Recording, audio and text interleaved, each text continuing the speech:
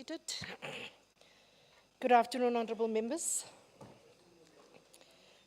Secretary, unless I'm again in menopause, but it's very hot inside here, or in young pause, I'm not sure but there is a pause somewhere. Can we please attend to the aircon? I can't be the only one that is feeling this heat. Thank you so much. Somebody else is with me. I will ask the secretary to read the second order of the day. And thank you also to the deputy speaker that has held the seat. And also the acting chair of chairs for yesterday. Thank you so much. Over to you, Sec. Consideration of report of Portfolio Committee on Social Development on annual and financial oversight reports. Thank you. I call upon Honorable Konsa. Your 15 minutes starts now.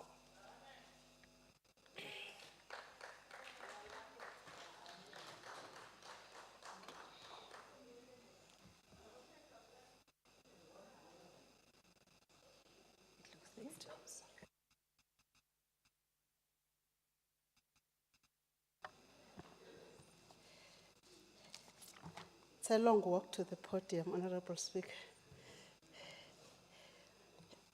Honorable Speaker, Honorable Premier and the Executive, Honorable members of the Eastern Cape Provincial Legislature, officials as led by the Secretary of the Legislature, members of the public that are in the gallery, all people that are joining us in the different platforms, good afternoon. I am going, Honorable Speaker, to present the report, both the annual report and the half-year financial overview report for social development. Because of time, Honorable Speaker, and with the understanding that the report has been circulated to all the members of the House and have managed to go through them, I will, when I deal with the annual report, deal only with the recommendations for the 5 programs of social development. Starting with Program 1, Recommendation A, regarding the underspending by 121.2 million, which accounts to 37% of the allocation of that program. The department must submit an intervention plan that will prevent the occurrence of under-expenditure in the current and future financial years. B and C, regarding irregular expenditure to the amount of 374.7 million, and of which 99 million is for the year under review. The recommendation is as follows. The department must submit a report detailing plans and strategies that will assist in clearing the accumulating irregular expenditure and the prevention thereof. Furthermore, the department must ensure that the compliance committee that has been resuscitated investigates the cause of both the irregular, fruitless, and the wasteful expenditure, and must also ensure that consequence management is enforced on those officials that are responsible. D, the department must expedite the filling of all vacant funded posts so as to ensure the service delivery is not compromised. A report in this regard must be submitted to the committee. C, the department must ensure that all outstanding OSD payments and the process of implementation of OSD are finalized so that there is no incurrence of over-expenditure and irregular expenditure on COE at the end of this current financial year, and a report must be submitted to the committee. F, the department must, as a matter of urgency, speed up the process of seeking court assistance, which will make a pronouncement on how much is owed by debtors on OSD payments in order to recover the monies that are owed by staff. A progress report in this regard must be submitted to the committee. G, the non-finalization of the organizational structure is negatively affecting critical functioning such as the SCM processes, risk management processes, internal audit, compliance monitoring of NPOs, etc. The department must therefore submit a detailed report with time frames on the finalization of the structure to the committee. H, resolving all SCM challenges is critical for sound financial management by the department. Therefore, the department must provide a plan with time frames to address the SCM challenges that will not be resolved through the implementation of the reviewed structure.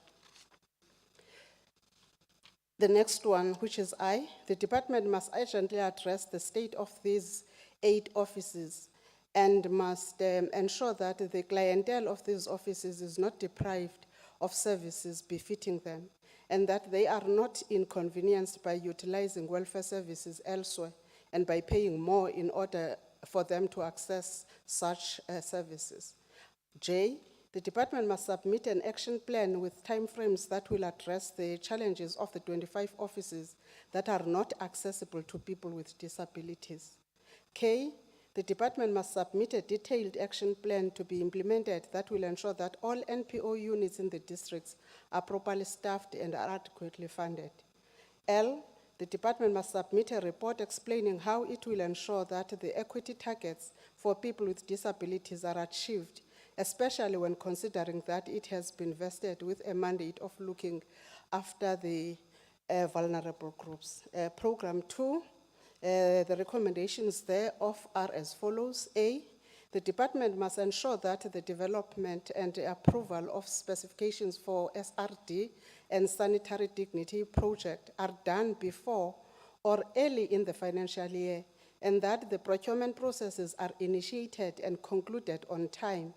These timeframes will allow the department to cancel the existing contract and embark on a new contract should there be challenges seen imminent. B, as the implementation of developmental quality assurance is critical for maximum performance of the program, the department must, as a matter of urgency, ensure that there is always a dedicated manager to perform this function. C, the department must provide reasons for the delays in implementing the House resolutions and must further submit an intervention plan that will address the challenges pertaining to the Eastern Cape Frail Care Center that are long overdue. D, the department must provide plans and strategies to be implemented in order to ensure that people with disabilities who cannot access residential facilities and funded protective workshops are able to access such amenities. Program 3, the recommendations. A, the department must furnish the committee with the improvement plan regarding the program performance, and must further provide a detailed report on how it will address the shortage of human resource, filing space, and computers. This is in relation to the 50% meeting target of this particular program.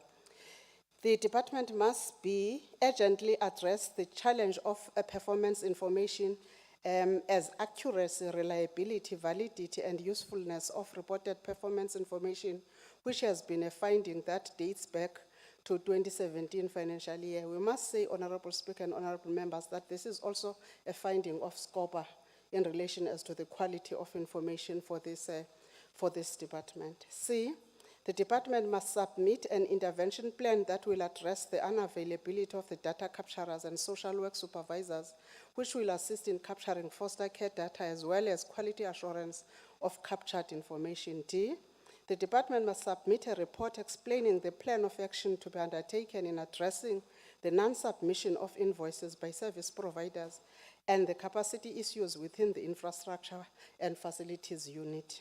Program 4, the recommendations. A, the department must submit a plan to the committee to ensure that under expenditure as a result of these issues, which are the non-payment of lease agreements and non-submission of invoices, is avoided in the current financial year. B, the department must provide an intervention plan to address the overachievement of performance target, which may be due to planning that is not informed by research or baseline data and inappropriate target setting. This is in relation to the over 81.1 overachievement by this department, by this program in its activities. C, the department must submit a plan and strategies to be implemented in addressing the underperformance regarding the number of persons in conflict with the law who accessed diversion programs. Program 5, recommendations. A, the department must ensure that its baseline data is inclusive of achievements that are as a result of external partnerships, and that its plans and performance targets integrate the performance targets of external stakeholders. Furthermore, this baseline data must be clearly reflected in the departmental planning documents. Again, Honorable Speaker, this is in relation to the overachievement of the 81.1% of this program. We move, Honorable Speaker, to the general findings. General finding 1, the reasons for deviation and remedial action provided for under or over expenditure is not in line with the period of review of the annual report. 2, the credibility and relevance of information and the quality of responses provided by the department to the committee continues to be a matter of concern. General recommendations. 1, the department must submit a report to the committee detailing accountability measures that will be in place to address this matter, and that consequence management should be taken, and the committee should be reported on that. We then, in conclusion, Honorable Speaker, present the report for adoption. We want to thank the committee, the department, and the members of the committee and our staff in ensuring that this report was tabled. Moving first, Honorable Speaker, to the mid-year You've financial got 4 minutes overview remaining, report. Honourable Member. Again, Speaker? 4 minutes. Okay, I'll be fast, Speaker. Getting to number 1, recommendation A, the department together with the Department of Public Works must ensure that the existing contract for BCM offices is amended in order to rectify the existing challenges so that the building is habitable again. A report in this regard must be submitted. B, the department must urgently address the challenges of office space for the Cathcart Service Office as this situation continues to deprive community of welfare services.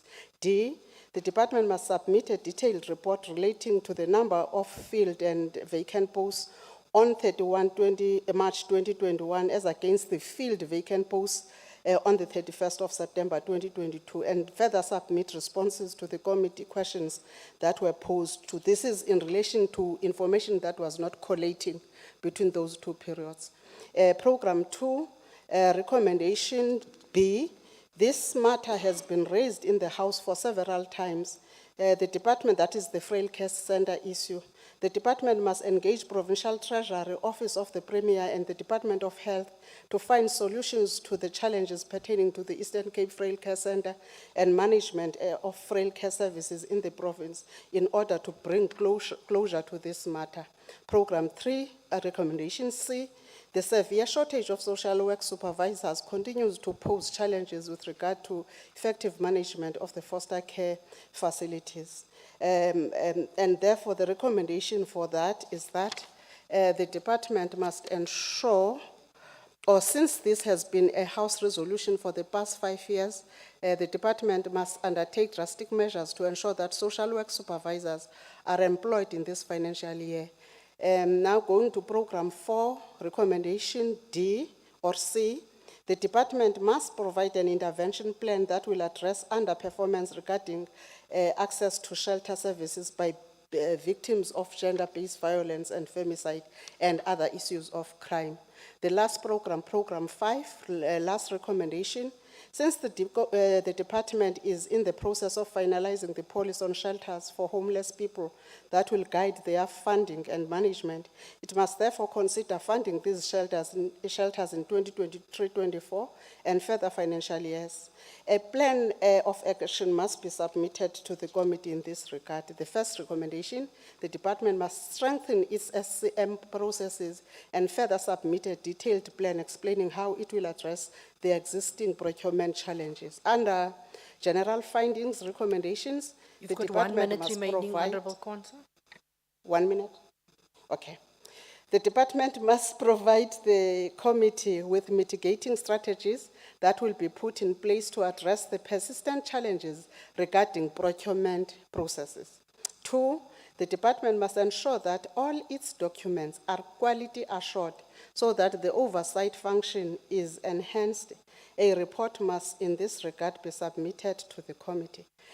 In conclusion, Honorable Speaker, I just want to stress this issue of this quality of information as it has been raised by SCOPA as well. It is a matter of concern. And we must see the department taking some action on people that are constantly doing this, as much as it should be the case with irregular and fruitless expenditure. In conclusion, we would like to table this report, thanking all those that have been involved. Our MEC, Makukuku, thank you very much for working well with us, with your team, and the committee, and all our officials. Thank you very much, Honorable Speaker. We table the reports. Thank you so much, Honorable Konsai. Honorable members, any clarity by the committee members? Yes, Honorable Banga. Chair, I want to ask from the committee some few questions. One, it's around the moratorium on vacancies. Which areas of moratorium, because the department is not filling vacancies because of the moratorium, and when is this moratorium going to be lifted? And if you can assist me with also the cost of employee for the department. The second issue is the issue around the issue of disability. The percentage, this department is given a responsibility to make sure that it looks after the interest of the disabled people, but it's performing under that. What measures and what instructions and demand we have put up to the department in relation to this, because it can't be. What are you going to do about it? Because all departments, by the way, are below the 2% target. And it's worse if this one is doing the same. The Premier's office is also not performing very well in relation to this. 374 million rand irregular. It looks, every year it's ballooning, 99 million rand just for this year. What have you put up in place or demanded as committee from the department to do? If you're talking about general consequence, who's guilty? Are you able to pick up which department in the main is guilty of this irregular expenditure? Just those few questions, Chairperson. Thank you so much. I don't see any other questions, responses by the committee. Over to yourselves. Only 5 minutes is allocated for this, the clarity by committee, so you have 2.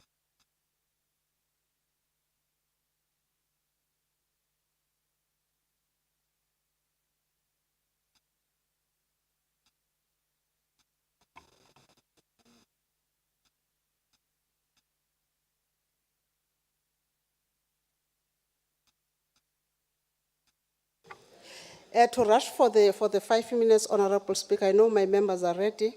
With the issue of the irregular expenditure, what I want to say is that a significant amount of that irregular expenditure is based or is derived from Honorable the... Konza, can you just hold on? Honorable Mvoko, there is a member on the podium, please. Thank you. No, Honorable Mvoko, don't point at another member, please. A huge amount of that is due to the frail care center issue that the committee has raised. Hence, we are coming up with a proposal that the Office of the Premier, that of the Provincial Treasury, and that of Health, those departments should come together and solve this, because this has been a long overdue problem.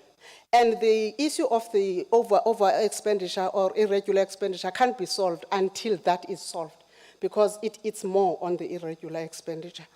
On the other issue of the people with disabilities, the department is at 1.9, which is not very bad.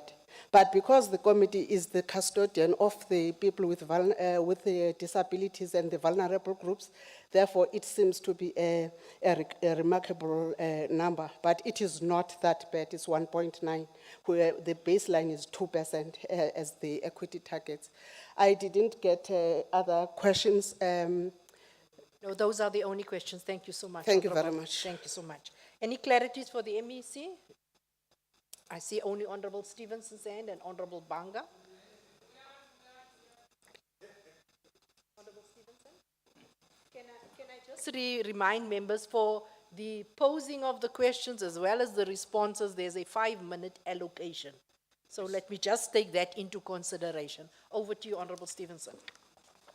Thank you very much, Honourable Speaker. I'm looking at page 658, where it talks about the sanitary dignitary project that couldn't go ahead because of procurement challenges in the annual report.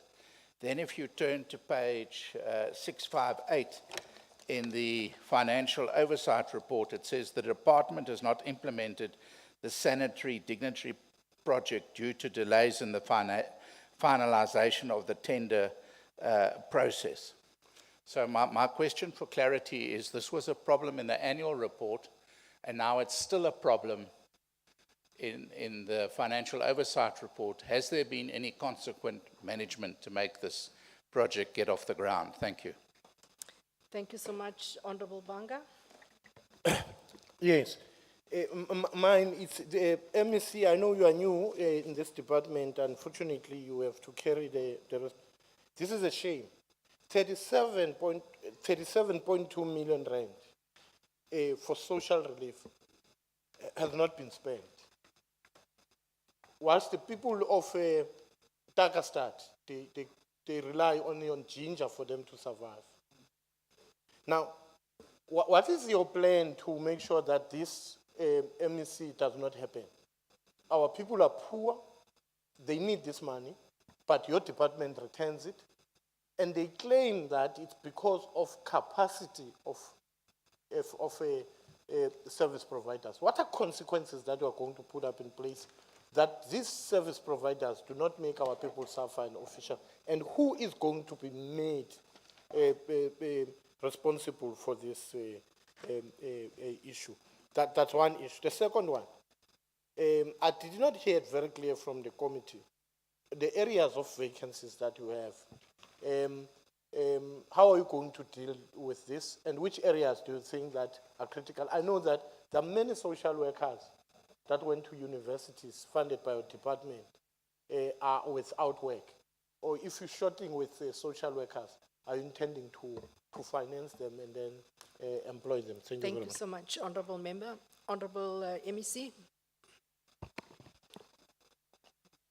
Thank you, Honorable Speaker. Thank you to honorable members. Can I respond when I am closing the debate? You are allowed, Honorable MEC. We will now call upon Honorable Botha from the DA. Your 12 minutes starts now.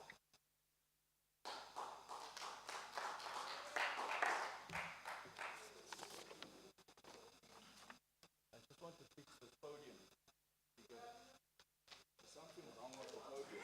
Honorable Botha, Honorable Botha, Honorable Botha, please remove whatever you've put there. You do not have the permission of the speaker.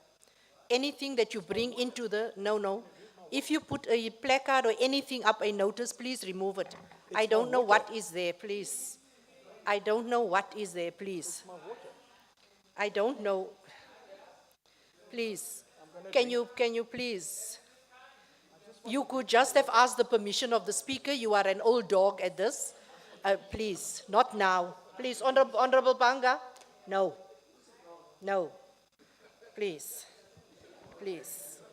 I applaud the initiative that you try to bring here, but there's just a process to follow in this regard. Let's just stick to the process. You have eaten into your 12 minutes, just understand that. Thank you. Honourable Speaker, all protocols observed.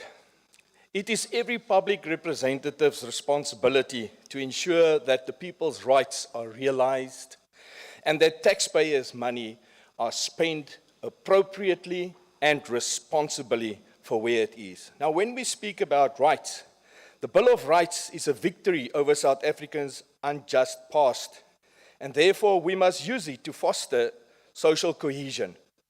We must acknowledge that South Africans working individually and collectively through many different organizations freed themselves when they defeated the apartheid system. The people's government must always stand ready to help those who need help. That is the primary function that they have been empowered to do. The people must also use their freedoms so that they may progress in their own lives and prosper.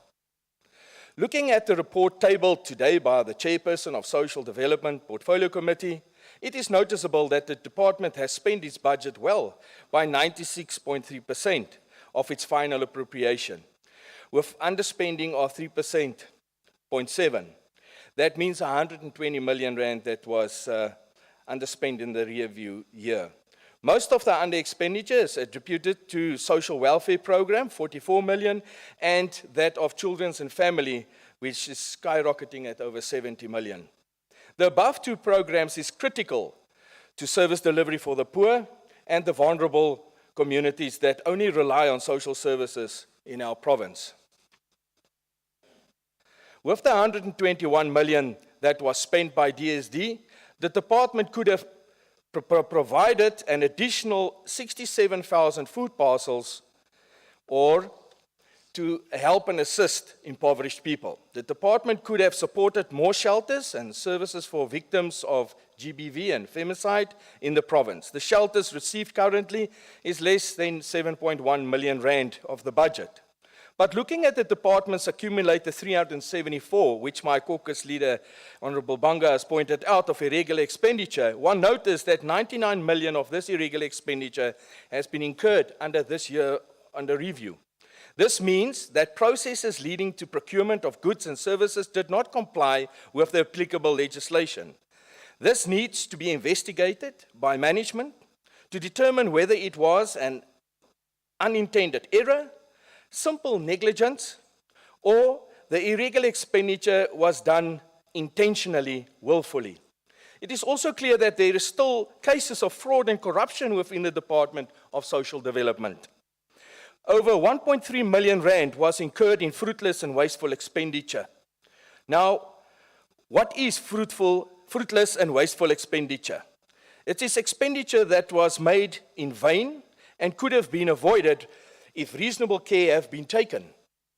The fact that the department has not conducted an investigation to determine who is liable for irregular and fruitless and wasteful expenditure incurred in the year under review or prior years was due to the non-compliance committee not being in place, and this is simply unacceptable.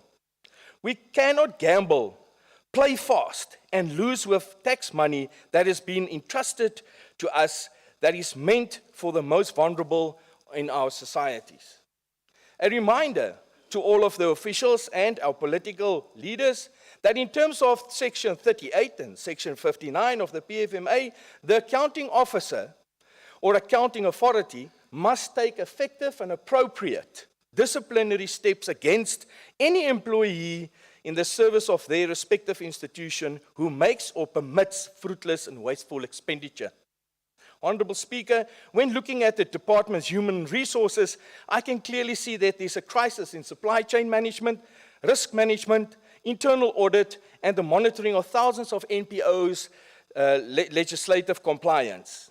The unavailability of data capturers and a limited social work supervisors has severely impacted on the foster care management of that program. Sadly, most of the above issues could have been avoided if the department simply stopped dragging its feet with the review and finalization process of the organizational structure. Speaker, we cannot have 25 offices that are, to this day, not easily accessible for people living with disabilities. This is the department that has been mandated to cater to these individuals, yet they cannot even enter the building of certain government offices to ask for assistance. Being disabled should not mean being disqualified from having access to every aspect of life or accessing government offices comfortably. We must empower every individual with a disability to live with dignity in an inclusive society. Honorable Speaker, through you, can the MEC please inform this House when the service offices of social development in Bethelsdorp, Zwede and Warmer will be reopened at their original sites?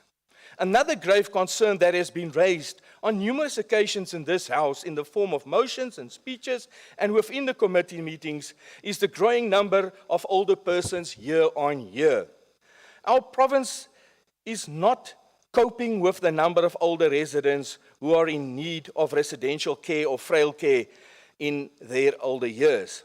It's also important to note that planning for this in the Eastern Cape must take place on the highest level in order to ensure that our elderly are taken care of. In delivering social services, what about the homeless?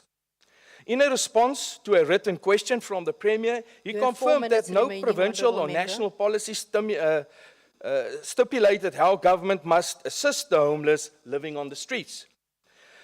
Not having a policy in place for the homeless indicates how disconnected and uncaring the ANC government truly has become from the communities that we are supposed to serve.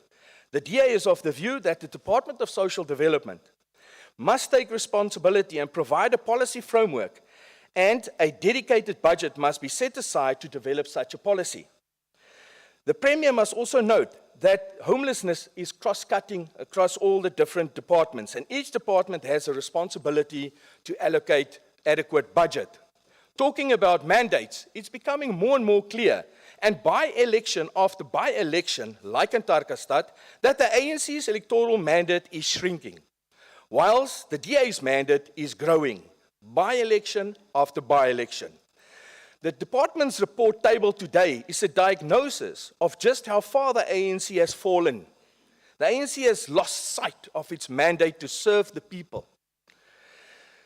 But in the DA, all is well, because we prioritize the people's needs, followed by delivering quality, value for money, and uncorrupted services. Proof of this is the Western Cape DA provincial government that dedicated shelters and a budget to address the homelessness. They were first to develop policies, guidelines, norms, and standards for the operation of homeless people to be accommodated in shelters. Our caring DA government funded over 2,000 bed spaces for homeless adults and allocated 31.7 million to provide services and to restore the dignity of homeless people. When will the ANC conduct a provincial study on homelessness in our province to help and assist the homeless poor? Another good story to tell is that the DA government in the Western Cape province has increased its number of social workers employed in the last few years. The Western Cape DA has also increased funding to substance abuse service centers and is running successful One Home, One Garden programs that has benefited over 6,700 people, helping them to ensure food security in this expensive day and time that we have with fuel prices that is skyrocketing. Honourable Speaker, the report table indicates that DSD is now on a slippery trajectory of increasing its chances to collapse much needed social services to the poor and the vulnerable. The internal appetite for fighting and corruption-driven service delivery of the ANC government has forgotten the poor, the abused, and the impoverished. But there is hope, and the hope lies in the Democratic Alliance. Where the DA governs, we have a proven track record of getting people's needs first. The DA will not just continue to fight for and improve the lives of the people of the Western Cape. You have 1 minute We have done that in remaining, member. Kouga municipality, we're doing it in Nelson Mandela Bay. Given a chance, we will do it in the Eastern Cape province as well. In closing, this report today indicates that there's a serious lack of responsiveness, consequence management, and governance and accountability. As democratically elected representatives representing the people of the Eastern Cape, we must demand much more decisive leadership from the ANC, and accountability must be top priority in the ecosystem of non-compliance, misstatements, fruitless and wasteful expenditure, fraud, and the breach of fiduciary duty. The Democratic Alliance supports the content of this report tabled as a true reflection of the Portfolio Committee's Thank work. you, Honourable Member. Thank you. Thank you. Yes, please do take your bottle of water with you. Please, Honourable Member, you are eating into the time of another member. We now call upon Honorable Zinti from the UDM. Honorable Zinti, your 4 minutes starts now.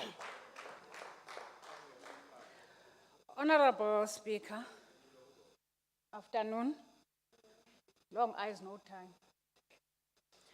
Development in South Africa is failing due to improper implementation of public policies due to corruption and largely poor managerial expertise. Underspending of budget is an epic incompetence, a product of poor budget preparation and ineptitude of top officials as well as to apathy. That is, it is a sin not to spend the budget for essential public infrastructure. As the UDM, we are concerned about this conduct of underspending amid all the service delivery challenges confronting the province. An estimated 72% of the population in the Eastern Cape province live below the poverty line, which is more than the national average of 60%. Eastern Cape province remains trapped in structural poverty, which is created by the government and government departments.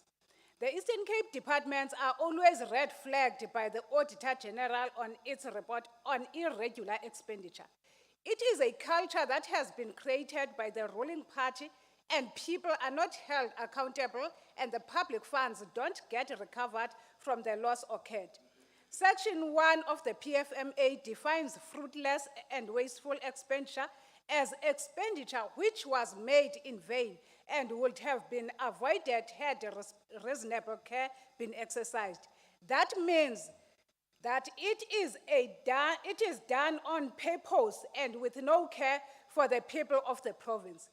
If officials fail to follow proper procedures, they have to be charged and consequence management be implemented with no favor. The Department of Social Development need to work jointly with the Department of Public Works to make certain that the office spaces are serviced regularly to ensure the safety of employees and public at large. Because when the offices are closed due to health hazards, the service delivery gets compromised. So as the UDM, to establish, this is an advice, to establish the goods and services and works procured by DSD in a manner and practice that is fair, equitable, transparent, competitive, cost-effective, efficient, and logical, while ensuring compliance to applicable regulations, strategies, policies, and procedures of DSD. The department has to speed up the process of reviewing SCM policy to avoid irregular expenditure in the near future. That is the advice from UDM, and you have to take note of that. Thank you. The UDM support the report. Thank you so much, Honorable Member. We now call upon the ANC, Honorable Luana. Your 18 minutes starts now.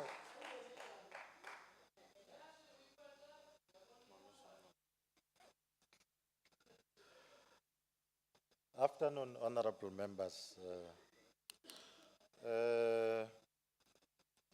Honorable Speaker, let me appreciate the moment I'm given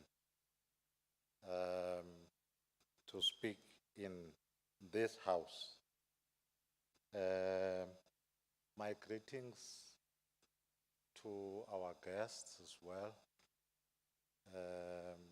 and all that is here, honorable members. I am not going to bog you down by what you know. Mine would be limited only to few aspects in relation to the report itself and the position of the African National Congress. First and foremost,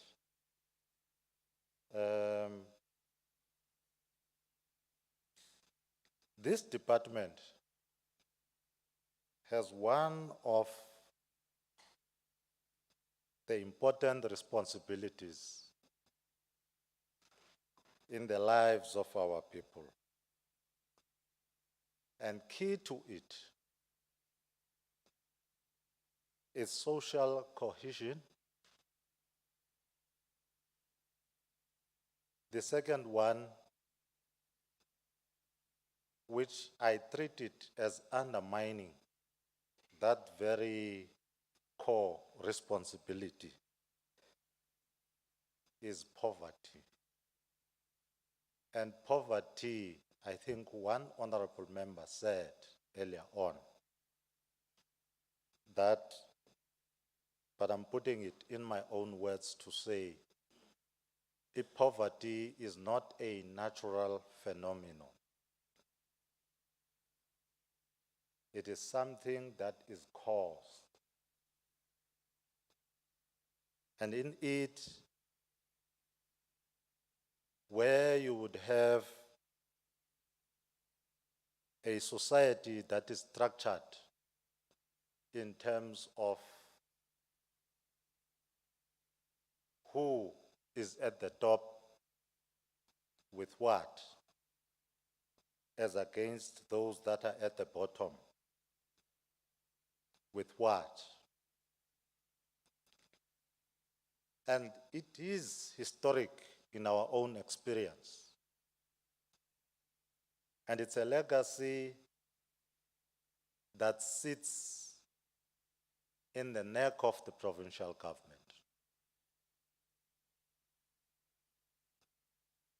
The other important aspect, which is far a sub area, which I club it under the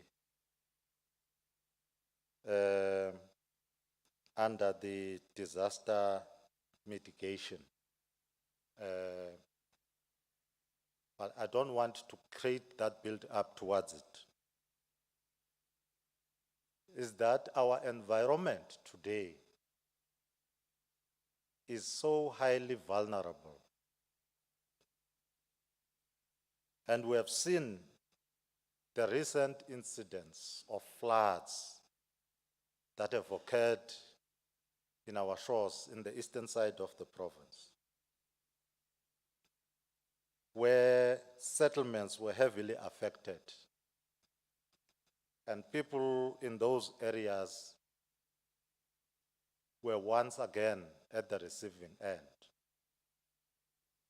And again, that may appear as a natural phenomenon. But when you dig deep into it, there is a human hand that has contributed to that kind of a situation. Madam Speaker, I must say that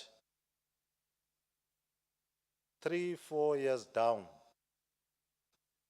the Department of Social Development has been a department that has been fraught with issues of irregular expenditure, and in certain aspects or in certain areas of its operation, the incapacities as well as corruption, if one may bring in the example of the Umnoto as a service provider that was contracted then, and the subsequent arrests of those that were involved. And today I'm standing here as part of the committee to applaud UDSD for coming out of age insofar as good governance is concerned. And good governance is nothing else in this instance, but it is what AG has found insofar as the performance and the finances of the department is concerned, to be clean. And that's an area in which we should use as a building block to ensure that the massive leg of it, insofar as the development is concerned of our communities, is enforced and reinforced in all facets of it, so as to ensure that the Eastern Cape, that is said to be an impoverished province, at least the main actor in the field has the necessary capability to deal and mitigate with the vulnerabilities of our people. It becomes difficult, though, honorable members, to say this department may, in the coming financial year, have that muscle in the light of the budget cuts that are taking place across social spending, and the costs, the cuts that are more at the face of it are undermining the very work of reaching out and ensuring that we take our people from where they are to the better lives that we aspire for, we aspire to. We have seen, Honorable Speaker, in the regional media recently, when social development was painted as having not spent 120 plus million rands. And in it, there lies another problem, which is more pointing to us as members of this House. And that problem, by and large, has to do with the House taking much more time to ensure that the adjustment budget gets to reach the House in an appropriate time, to ensure that departments spend within the frameworks and the time limits that they have.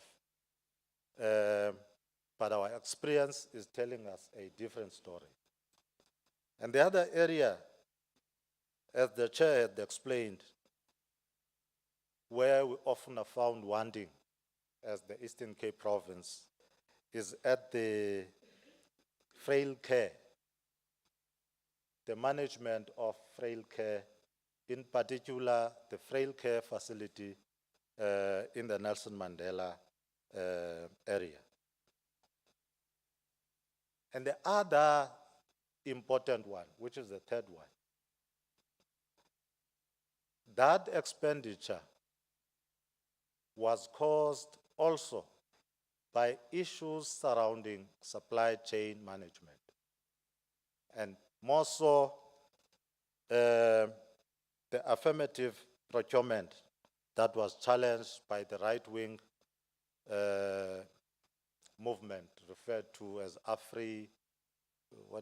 AfriForum.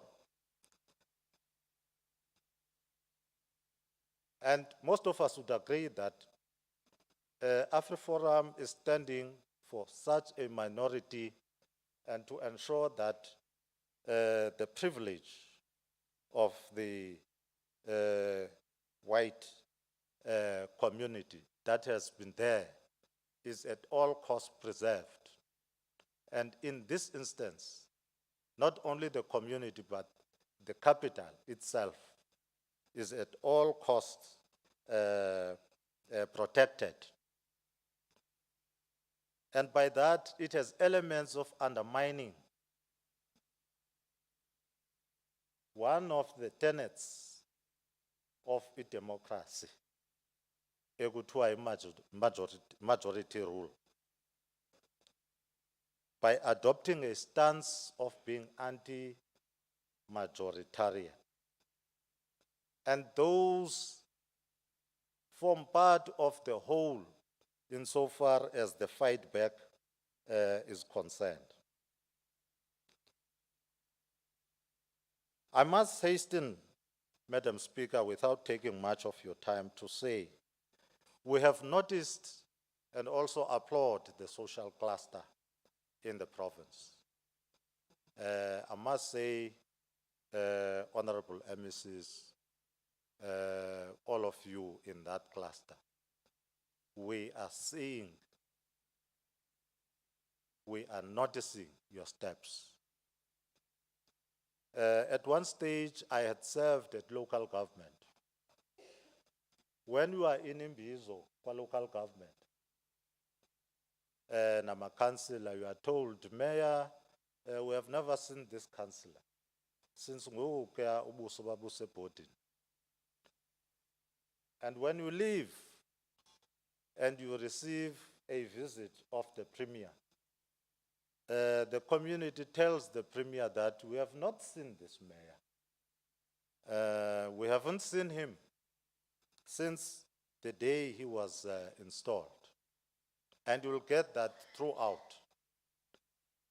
And I think the same, some of us would agree to say, the same cannot be said with our MECs for social development, MEC for education, for human settlement, and the safety and security, your arts and culture, you name all those departments. They have been visible. They have been visible. And the interventions and the feedback that one gets on the ground, it tells you that people are feeling your pulse. And it's a question of building on that to ensure that what we provide to our communities is an integrated service, and a service that is intended to change their lives for the better. It would be amiss, Madam Speaker, not to say that the issue, although it is not central, it is much more at a national sphere of basic income grant. It is a matter that we also have to selipond. How we do that, it's another thing. I'm not here for that.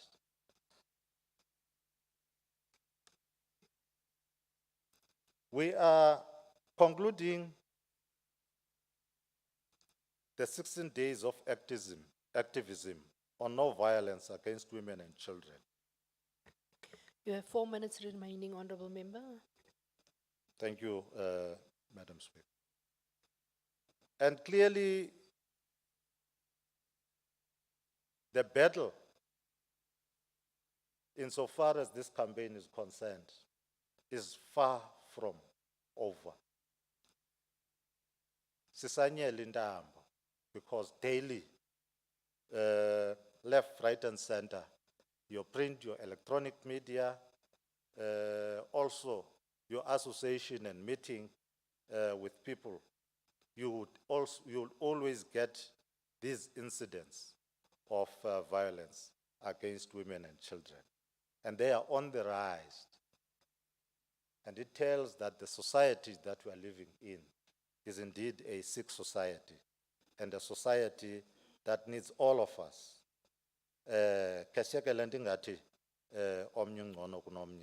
But the reality is that even in areas where you would not expect these incidences, where you would think that these are incidents that are found in poor areas, in the shanty, they are also found in the city centers, in your suburbs, and in your rural areas. So, ingxaki ebhokleyo leyo.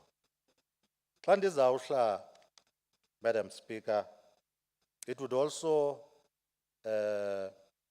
be amiss not to appreciate and congratulate Department of Social Development.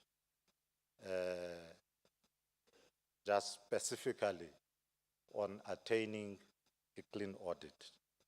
And a department that we could see that it is on the rise once more.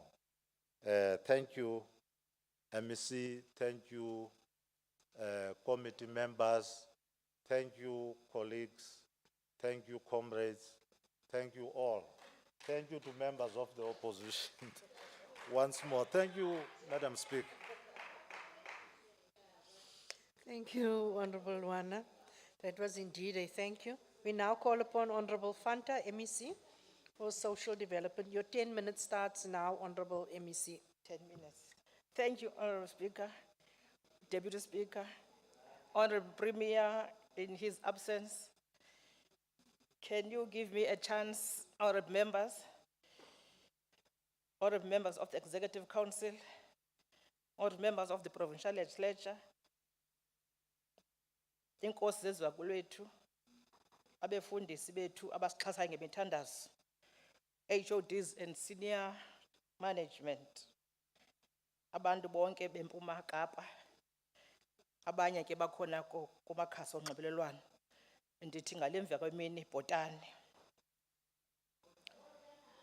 Today I stand in front of you to provide a brief account and respond to Portfolio Committee reports on the occasion of consideration of the annual report for 2021-22 financial year and half-yearly financial oversight report of the Department of Social Development. Honorable Speaker, allow me to make this maqabaqaba that this session takes place during the time when, as a country, we are hosting the National Golden Games for older persons, eGauteng. As department, we welcome the return of the Golden Games, long overdue because of 2019 COVID-19, which confirms that there is no end to living an active lifestyle. The activities for this year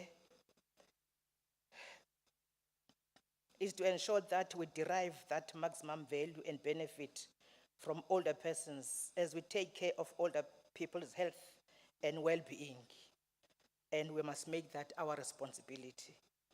The Eastern Cape team is in good spirit and is flying the flag of the province high in the national games. I am humbled to report to you, honorable members, that already we have 40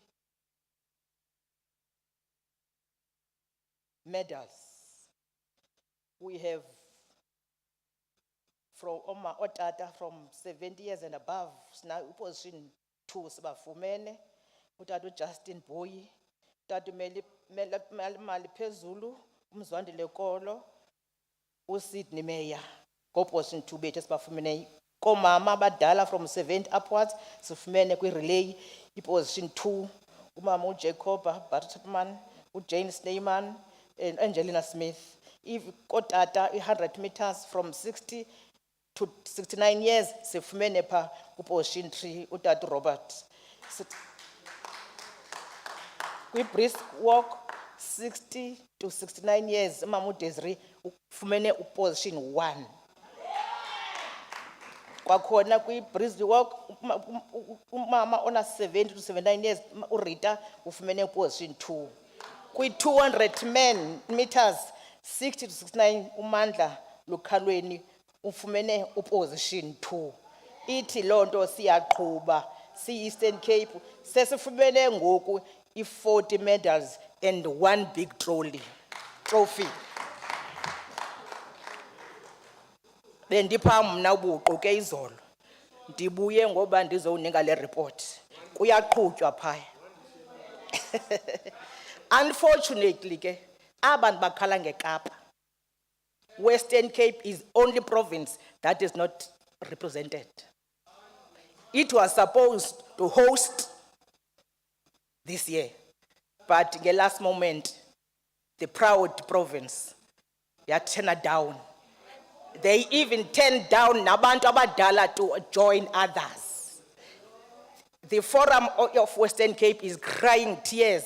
Ukuba ke xa imali ingekho baba hoste, oku babakhwelisi babahlalise baye kwinto boyo interact nabanye for the past 2 years bengakhange ukwazi. Xa kuvulekile iCovid ingekho, Western Cape denied them their right.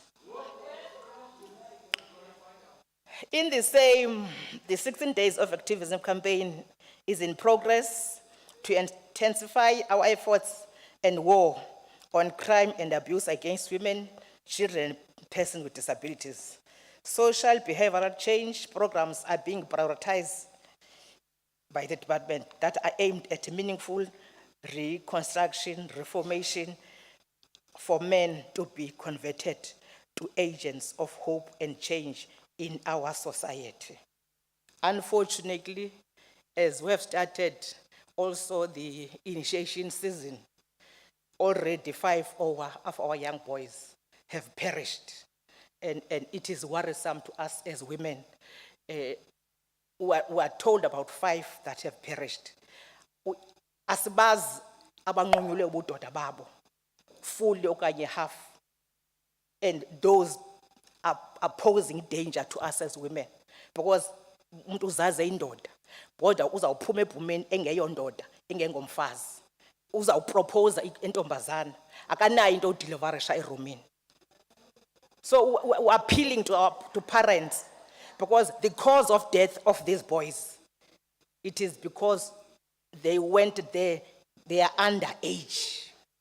We want to appeal to parents, because leyo ke ngoku yi-fault yomzali uba umntana at 15, at 16 aye endle aphelele pha. Kodwa urhulumente uyibekile imigaqo ethi 18 years and above, but parents continue bathatha abantwana babo babase bebancinci. Kodwa the danger, Honorable Speaker, ile yaba that have been amputated. Abanye fully, abanye half. It is worrisome. Honorable Speaker, at the beginning of this financial year, we made commitment, and that is part of our mandate, to facilitate social change together with our partners through strengthening interventions and strategies that would alleviate poverty, promote inclusion, social cohesion, and sustainable economic development of families and communities. Mama MEC, my predecessor. Honorable MEC, you've got 4 minutes remaining.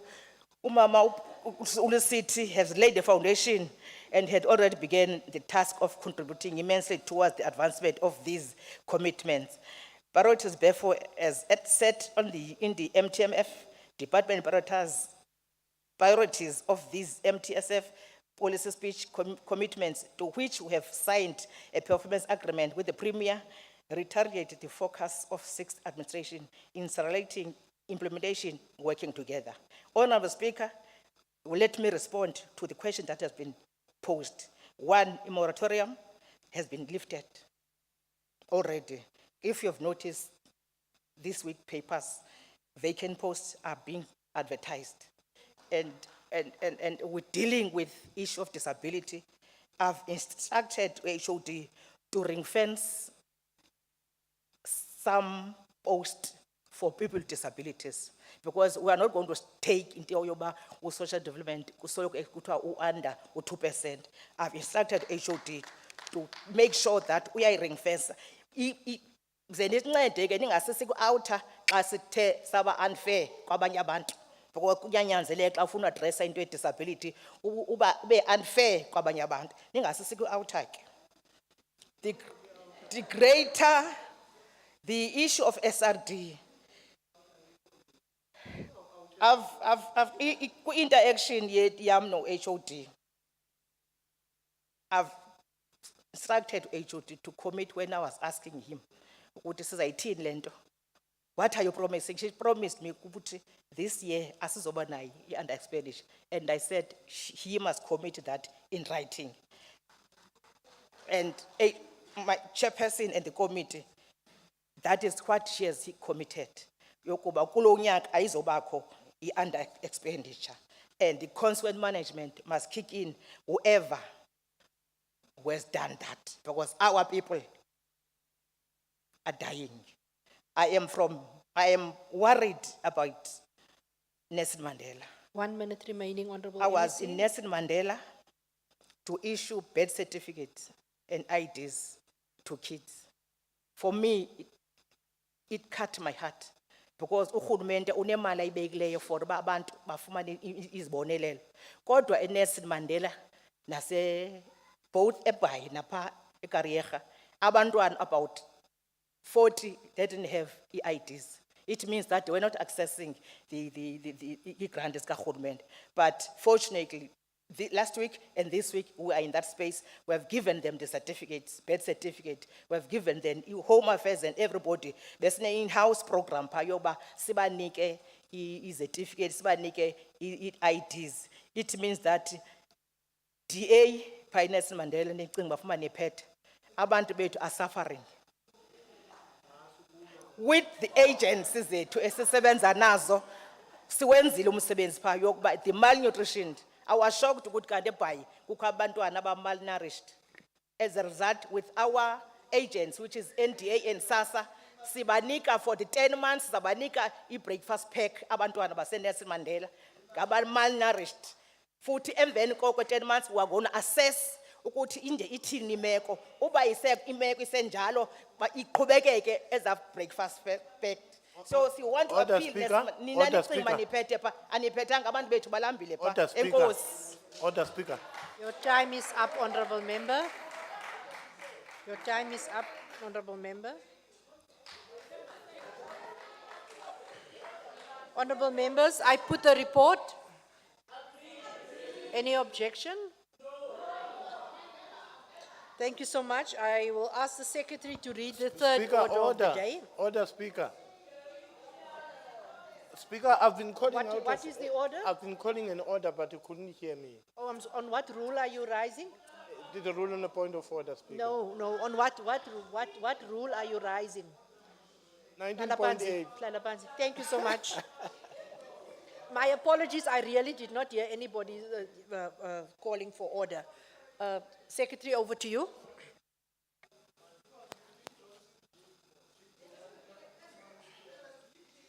Consideration of report of Portfolio Committee on Human Settlements on Annual and Financial Oversight Reports. Thank you, Secretary. We call on Honorable Twabo. Your 15 minutes starts now. Good afternoon, Honorable Speaker. I tried to come closer because I sit at the back. Now you simply say 15 minutes begins when you standing up from the chair. So I had to come closer. Good afternoon, Honorable Speaker. Good afternoon, honorable members. Good afternoon, Premier and the Executive. Honorable, where are the members of the Portfolio Committee? Have they forgotten?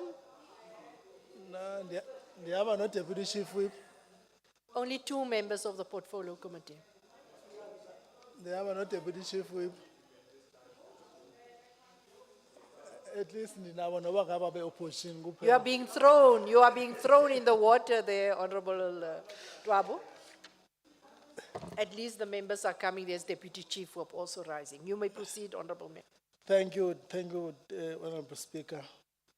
Because of time, Honorable Speaker, I will go straight to, I'll start with the annual report 2021-22, but go straight to recommendations. My program begins from page 665, but I go straight to the next page, 667, which is where recommendations are starting. The department must ensure that it fills all critical vacant funded posts and prioritizes the critical vacant posts of the CFO and senior management before the end of the financial year. The department must ensure that all creditors are paid on time to prevent negative impact late payments might have on their businesses. C, the department must ensure that consequence management is applied to the officials that was responsible for the irregular expenditure. This one was program 1. Program 2 on housing planning research. I go straight to recommendations on page 668.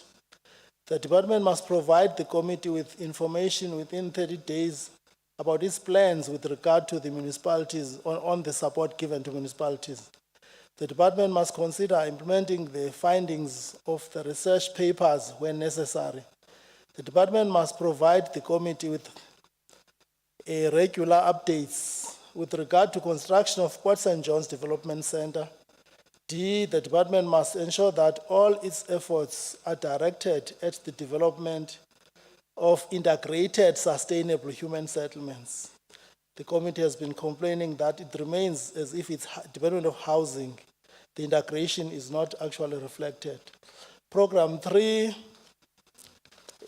on the recommendations, Honorable Speaker, the department must provide the committee with more information in connection with catalytic projects within 30 days. The department must provide the committee with a plan within 30 days of how the performance of flips will be improved. The department must improve its procurement process and get additional funding to realize social amenities provision. The department must ensure that for all underperforming contractors are timeously dealt with and where appropriate removed and swiftly replaced. The department must ensure that all obstacles, including the challenges of approvals in connection with building of housings for military veterans, are removed. Program 4 on housing asset management. The recommendations, the department must provide the committee with a plan of how it will improve the performance of this sub-program. The department must provide the committee with a plan within 30 days of how it will intensify its efforts to deal with the backlog of title deeds. C, the department working with municipalities as part of the IGR platforms must find ways and mechanisms on how to curb the land invasions and illegal occupations. General findings, the recommendations. The department must ensure that all funds appropriated to it are optimally and responsibly utilized. The department must ensure that targets are properly set to prevent what looks like overperformance. The department must intensify its efforts to receive a clean audit. The department must ensure that all the funds of the rollovers are spent according to plans. The department must ensure that the findings that are made by the committees are adequately dealt with. The department must develop a mechanism to trace and find the rightful beneficiaries for title deeds to be issued. Then I go to the mid-year performance, Honorable Speaker, a half year, and go straight to recommendations. On program 1, the department must ensure that it pays all, this is the repeating of what we said earlier on. The department must ensure that this 8.5 million, which was given by MEC for Finance as a rollover, is utilized. The department must ensure that it fills the vacant posts. Again, this one is being repeated here. Program 2 on planning, research, on housing planning and research. Recommendations, the department must ensure that developed policy is implemented to assist with some of its operations. The department must intensify its plans to ensure that all its efforts are geared towards its mandate, which is the development of integrated, sustainable human settlements. Program 3, going to recommendations, the department must ensure that main contractors honor all their contractual obligations, including providing emerging contractors with the 30% of the work. The department must provide the committee with a plan within 30 days as to how it will improve the performance of Alfred Nzo, Joe Gabi, and Sarah Batman regions. The department must properly plan for the improvement of these performance of the above regions and provide the committee with a plan within 30 days. The department must complete Bakersdorp, Sports Field, Ntabankulu, and Somo multipurpose centers as planned and ensure that the work is commencing on Kantolo Multipurpose Center. The department must provide, the department must provide the necessary assistance to the municipalities with regard to bulk water supply and provide the committee with regular progress report. The department must ensure that the Lupa 1,000 houses project is completed before the end of the financial year, and engineers immediately attend the houses in waterlogged areas of Bongla 200 in Tabankulu. The department must provide the committee with information on how the third party will be appointed, closely monitored, and the funds involved in such an exercise. The department must develop and implement a comprehensive strategy to combat illegal occupation, which requires close cooperation with beneficiaries until their houses are completed and ready for occupation. Program 4, the department must ensure that it improves the performance of this in connection with transfer of rental units that meet its planned annual target of 7 units being transferred. The department must provide the committee with a plan of how it will improve performance in connection with the registration of title deeds and tracing of beneficiaries. The committee would like to commend the Housing Tribunal for work done, and the department must provide the tribunal with all necessary support so that it progresses with the good work it is doing. General findings: the department must ensure all funds are spent by the end of this financial year and avoid any over or underspending. The department must make concerted efforts to improve its performance to realize all its targets by the end of the financial year. This is the end of the report that I am presenting on behalf of the committee. Honorable Speaker, I therefore table the report to the House for consideration and adoption. Thank you very much. Thank you so much, Honorable Twabo. I think you have saved us a few more minutes. Clarity by the committee members. That side. Honorable Stevenson and Honorable Banga. In that order. Thank you, Deputy Speaker. I'm looking on page 675G. The committee noted that the department intends to utilize the services of a third party to reinforce the capacity of implementing agents for planning and services. And my question of clarity is, you have a department to oversee things, you now have implementing agents, and now why do you need consultants as well to capacitate the implementing agents? Surely if they are implementing agents appointed, they should have the capacity in the first place. That's my question of clarity. Thank you. Thank you so much, Honorable Banga. My question, you have noted that part of the problems of the department is the title deeds. How many title deeds have been transferred in the Eastern Cape in the financial term? Yeah. 2, you're raising an issue about your lack of performance in terms of a low target setting of the department, that the committee is concerned that in terms of expenditure, they spend 98% of their budget with underspending of 58 million rand. Where is this jump coming from? Last year, they've underspent 245 is it million rand? I don't know, something like that last year. But where is this improvement coming from? I was seeing it from units. How many units have been developed this year by this department? On land invasion, what is the attitude of how many land invaded in the Eastern Cape? I know when I was in human settlement, in PE alone, we had 42.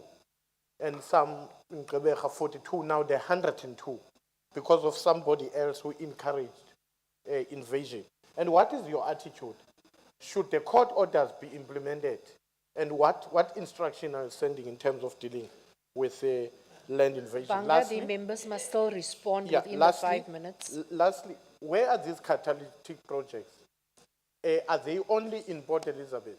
If you know where are they, then if you can reflect where. Thank you so much, Honorable Banga. I will hand over. Oh, my apology, Honorable Kasim. We have 2 minutes. It's a very quick question, Honourable Speaker, to the committee. Looking at the financial oversight reports, the Human Settlement Development Grant is projected to overspend at 99.571 million rand. Did the committee look at how this would affect accruals of the department at the end of the financial year and planned projects for the department? Thank you, Speaker. Thank you so much, Honorable Kasim. Over to the committee.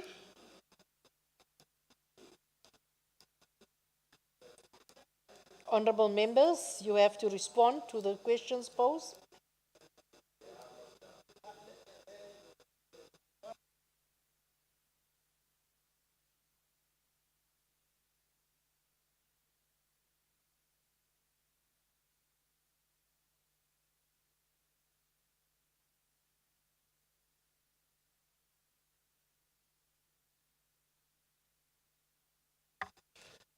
Honourable Speaker, I'll take the first one of the third party. We were referring specifically to Ikucha, which was mentioned in the report. Of course, the department, where it feels that it has got a shortage of personnel to deal with certain issues, it does use the entities that are in existence, that are already used by government to do some of its work. But our emphasis was in the fact that when you bring in somebody, you must have mechanisms of close monitoring of whether the intended bringing of that person is giving you the value that you intended to get. So that's the example that I'll put here. The actual figures in terms of title deeds and related matters and remaining issues, I'll ask the Honourable MEC to take over those questions. Thank you, Honourable Speaker. Thank you, Honorable Twabo. Any clarities to the Honorable MEC? Only Honorable Banga. Yes, over to you. MEC, the CFO of the Department of Housing has long been disposed. And part of the problem in the Department of Housing is performance in terms of allocating budget and expenditure. And it's been almost 2 years now that we have an absence of a CFO. How long are you going to take to appoint the CFO? What is your attitude on land invasion in the Eastern Cape? Have you ever issued an instruction that people who have invaded land illegally must be removed? And we do not see this coming from the government, that those who invading sites of rightful beneficiaries must be removed. That's why you cannot even transfer one title deed, because illegal people are staying in people's sites. What is your attitude with that, MEC? Which catalytic projects are ready? And are those catalytic projects only in Port Elizabeth? Honorable members, may I just remind you that when you have a speaker, can you please respect that speaker? It is no problem just exiting and then having your conversation if it needs to be so loud that it disrupts the speaker. Honorable MEC Mani Lusiti. Thank you very much, Speaker. With your permission, I'd like to respond to the questions when I reply to the debate. No Thank problem. Thank you. Honorable Makaka, I hope I pronounce it correctly, from the DA. Your 12 minutes starts now. Am I pronouncing it correctly after all these years? Thank you, Honorable Speaker. Annual report clearly highlights the failure of integrated planning between the department, other sector departments, municipalities, private sector, donor institutions, which then results in the misalignment of planning, implementation of the municipal infrastructure grant and the urban settlement development grant. Speaker, although the department could spend 97.81 of its budget for the financial year under review, there is much work to be done for the people to have homes. A significant challenge, Speaker, we have seen within the ANC-led government, structures is the lack of interdepartmental collaboration. Due to poor land use practices within municipalities, the people of this province have had to endure additional years without home of their own. Speaker, this is unacceptable. And MEC Honorable Lucity should seriously sit with MEC Williams and suggest that he gets his house in order and deal with municipalities for the benefit of the people of this province. Perhaps, Speaker, there is a bit of a hope, as the President of this country recently said at an event in Northwest, that there would not longer be unqualified people heading up municipalities. We may have to wait a while for this to become a reality, as it have taken the President of this country 28 years in government to realize this is crucial. One also has to wonder what conditions the ANC Deployment Committee looked at before this remarkable insight. Madam Speaker, the issuing of title deeds needs to be a priority of Department of Human Settlement, as this is a vital step in restoring the dignity of our people. A title deed is at the very top of the housing value chain, as it legalizes homeowners and provides security of tenure. It enables the property's ownership to be passed on to family members in the event of death and allow the owner to leverage property to access credit. The department, Speaker, targeted to hand over 4,503 title deeds and provide security of ownership to citizens of this province. They only managed to hand over 1,930 in the year under review. Despite establishing the title deeds restoration project within the department, the rollout of the title deeds has been moving at an acceptable pace. In response, Honorable Speaker, to the parliamentary question, MEC Honorable Lucity revealed that as of September 2022, there was still a backlog of 65,632 title deeds. At a current rate, it will take the current government 34 years just to deal with the backlog. Madam Speaker, the challenges that the department faces and has faced for a number of years means that the backlog of people in this province entitled to homes is growing more rapidly than what the department can meet. Tens of thousands of households in the province are still living in inadequate informal structures with no access to even the most basic of services. They wait in vain for the department to deliver the houses they were promised decades ago. A department that provides homes for our people must be looking ahead, embracing new ideas and implementing new technologies to meet our population needs. Earlier this year, the department stated that just 5 projects across the province had embraced new building technologies as part of their construction. Why, Honorable Speaker, only 5? Why only 5? The Division of Revenue Bill clearly states that 2% of the Human Settlement Development Grant must be spent on ISBT projects. We are nowhere near this target. This is not surprising because, Speaker, the department has not even undertaken a scientific study on the comparative cost of innovative and sustainable building technologies. Honorable Speaker, despite having earmarked 115 targeted informal settlements for phase 3 upgrades, not one phase 3 upgrade has been implemented. of the 3 planned social economic facilities that were meant to be provided by the department, not one was even provided. Last year, Speaker, during the debate on the adoption of 2020-2021 annual and financial oversight report, I implored the department to urgently develop a plan to work with municipalities to deal with inadequate bulk infrastructure. It is now again found that service delivery was impacted due to unavailability of bulk infrastructure, particularly in the Sarabatman and Jolgabi. I further advise, Speaker, the MEC of the need to enhance the project management capacity and strengthen the performance management system in her department. Clearly, this has not been done, and as a result, our people have endured another year of suffering. All the department, Speaker, will have to step up with regards to secure government structures and land that is earmarked to provide services to the people of this province. We hear almost daily about government buildings and land being invaded illegally.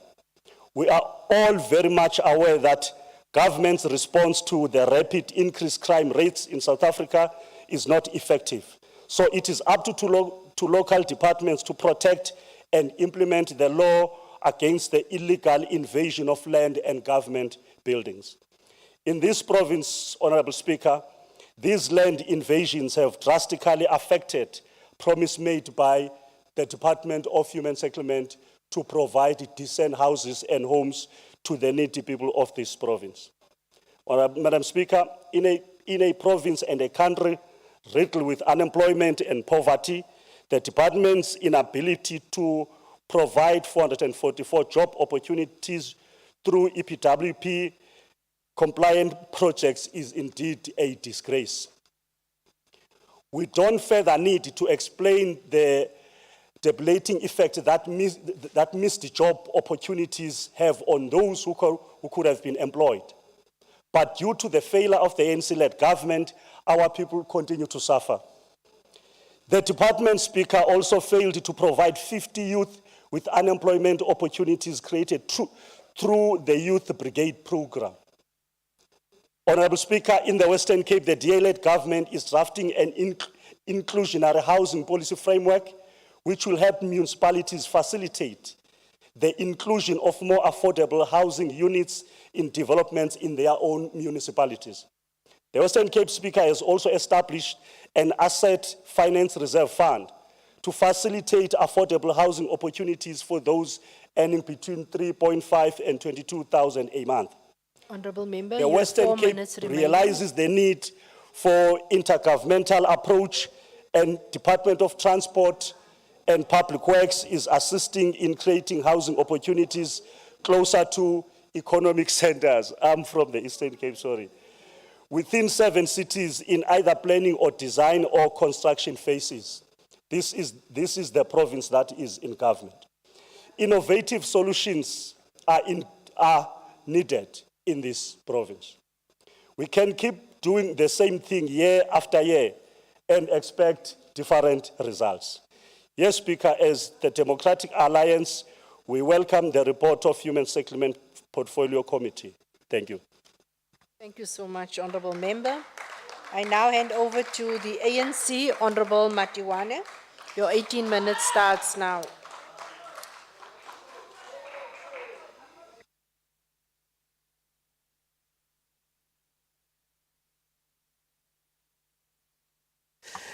Honorable Madam Speaker, Honorable Premier in absentia, His Executive, Honorable members of this august House,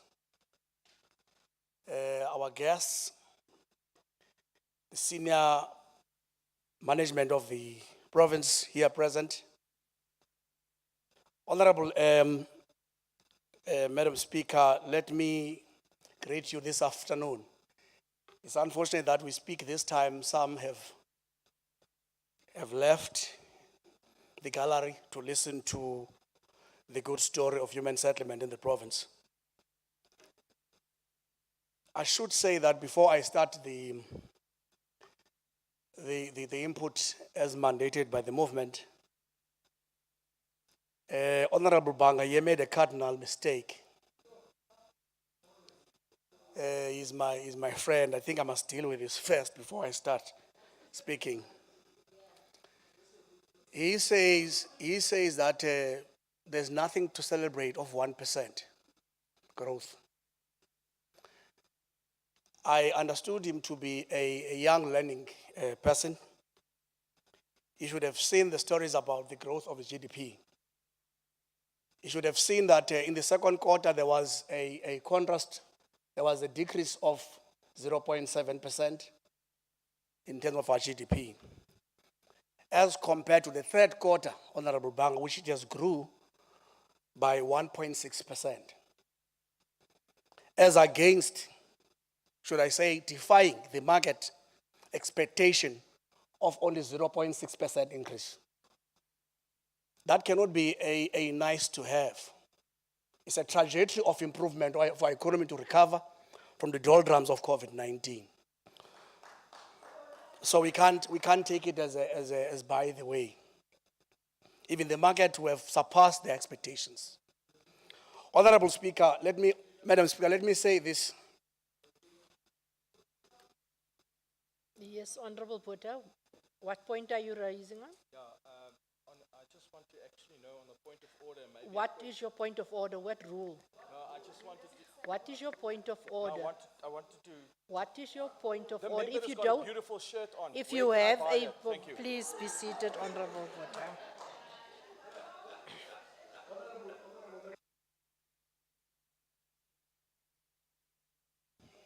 Honorable Madam Speaker, honorable members, as the global commemoration of the 16 days of activism for no violence against women and children draws to a close, let us be reminded of our responsibility to ensure that the rights of women and children and other vulnerable groups are protected at all times.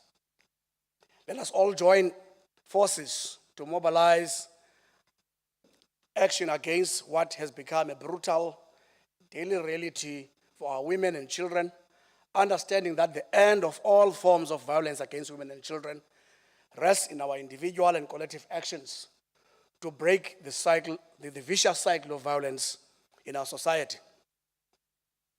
Where I come from, my constituency in Ngamakwe is but one case in point, Honorable Speaker. With regards to the collective action required, as mentioned here, that is required, a Malawian economist by the name of Tandika Mkandawiri, who is also a professor in the London School of Economics and Political Science, he has this to say about collective action.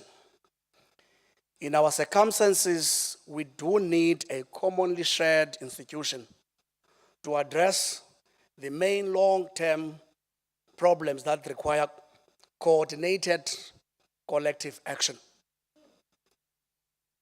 The fundamental goal of the African National Congress is firmly grounded in the philosophy of theory of social justice, an ideal that expresses that all South Africans have inherent dignity that must be preserved and protected at all material times.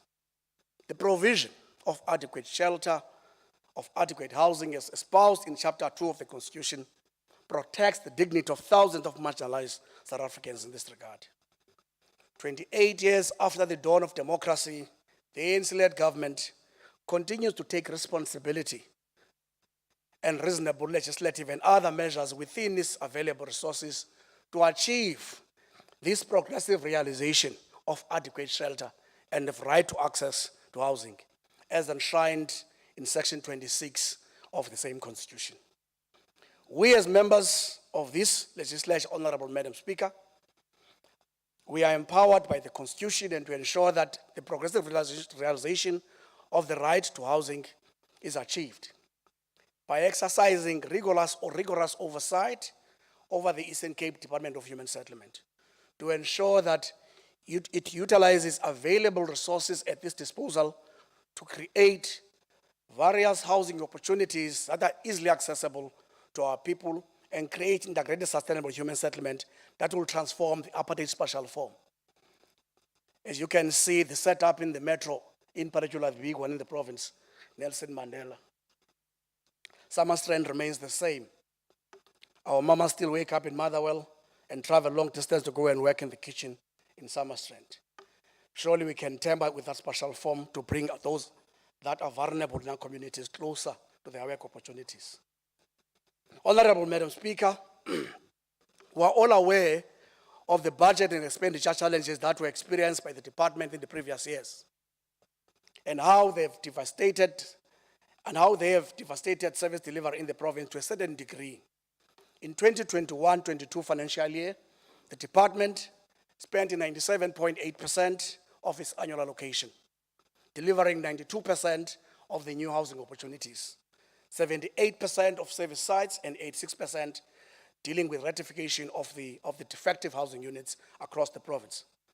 Notwithstanding, the department has made efforts to recover and continue in pursuit of its mandate, albeit the challenges that the MEC shall explain here, and having explained as Honorable the speaker before me has alluded in the Portfolio Committee. In 2021-22, the Department of Human Settlements has received an unqualified audit opinion with matter of emphasis, which was in the main about underspending in their conditional grants. This stagnation cannot be acceptable by all means. We want to see an improvement and a turnaround being done by the department, and we have been assured as the committee, and we are sure as this movement that this can still be achieved. The department taken out of the stagnation of unqualified audit opinion. The year under review, we have seen various integrated human settlement projects with 7 priority housing development areas easily referred as PHDAs, located in BCM, Nelson Mandela, OR Tambo, and Chris Hani District. Honorable Madam Speaker, as we note these achievements, there are indeed challenges and or pitfalls that have been experienced, and I think we have to reflect on those. Some of the challenges of the department is issue of title deeds. The pace within which we are delivering title deeds is not commendable. The upgrading of informal settlements, we have hit the ground running a little bit this time around. The delivery of social housing has hit a knock due to the issue of COVID-19, because many of the social housing institutions could not be able to meet their obligations given the challenges of COVID-19. And I must pause here and say that as the movement would want to see not only housing opportunities delivered across the province, would want to see secondary towns of this province, in particular Grahamstown, Butterworth, Queenstown, Umtata, and Lusikisiki, getting social housing delivery taking place. And the only way we can deliver that, is for the department, Honorable MEC, to assist these municipalities to achieve what is called restructuring zones, public restructuring zones for them to have social housing.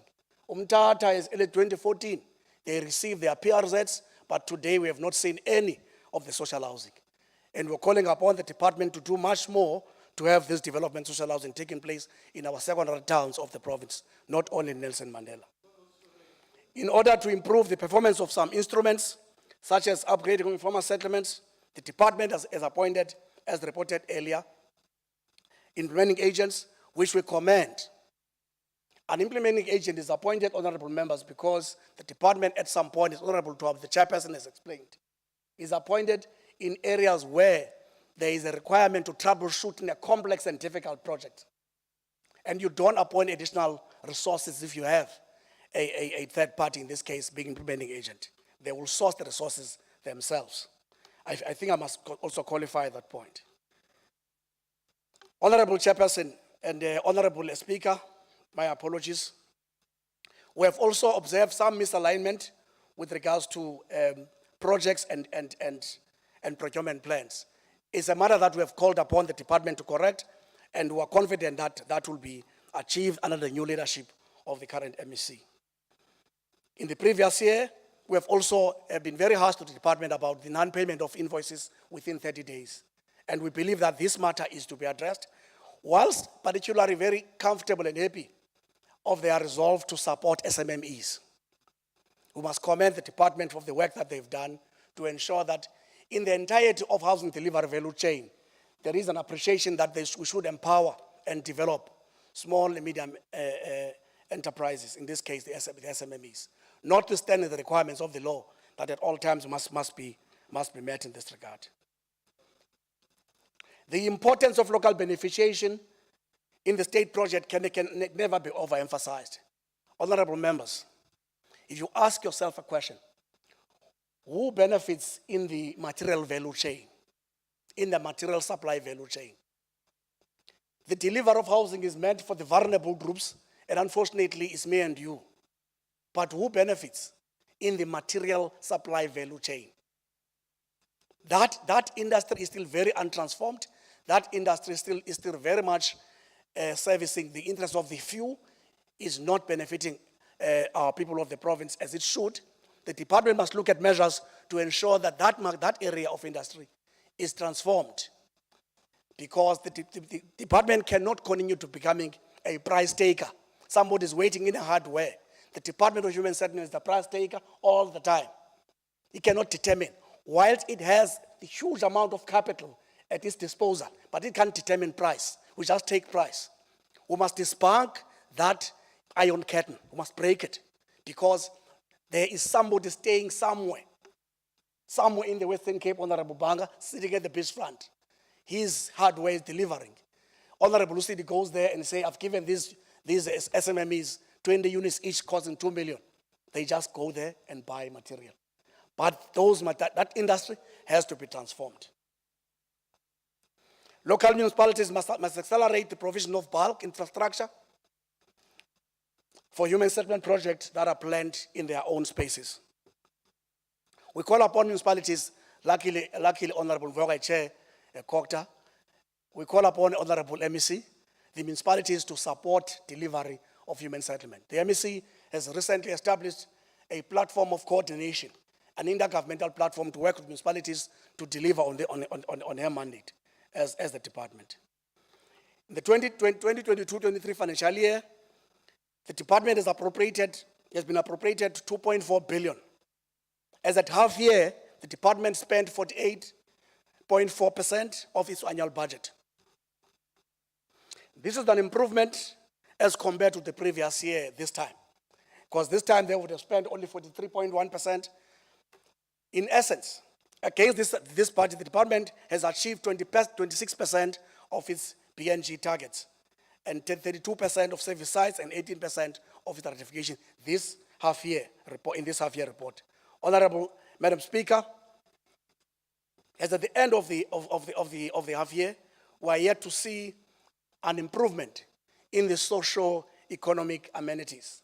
And we call upon the department as the ANC to do more to deliver on socio-economic amenities. When we talk about delivery of integrated human settlements, we're talking about settlements that will also have these amenities that will be used by those that have been given the housing opportunity in areas that are new and called new settlements where we are. In Tsomo, in Kantolo, we call on the department to ensure that those MPCCs are adequately and immediately concluded in no time. Madam Speaker, the ANC has been calling for the address of title deeds backlogs. And the plan the department has been able to give us in the portfolio committee will assure that they will be able to deliver on this important mandate.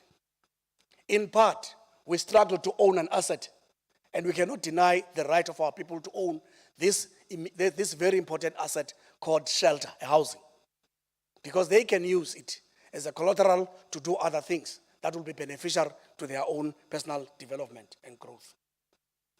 Poor contractors must be a thing of the past, and we're confident. You have 3 minutes remaining.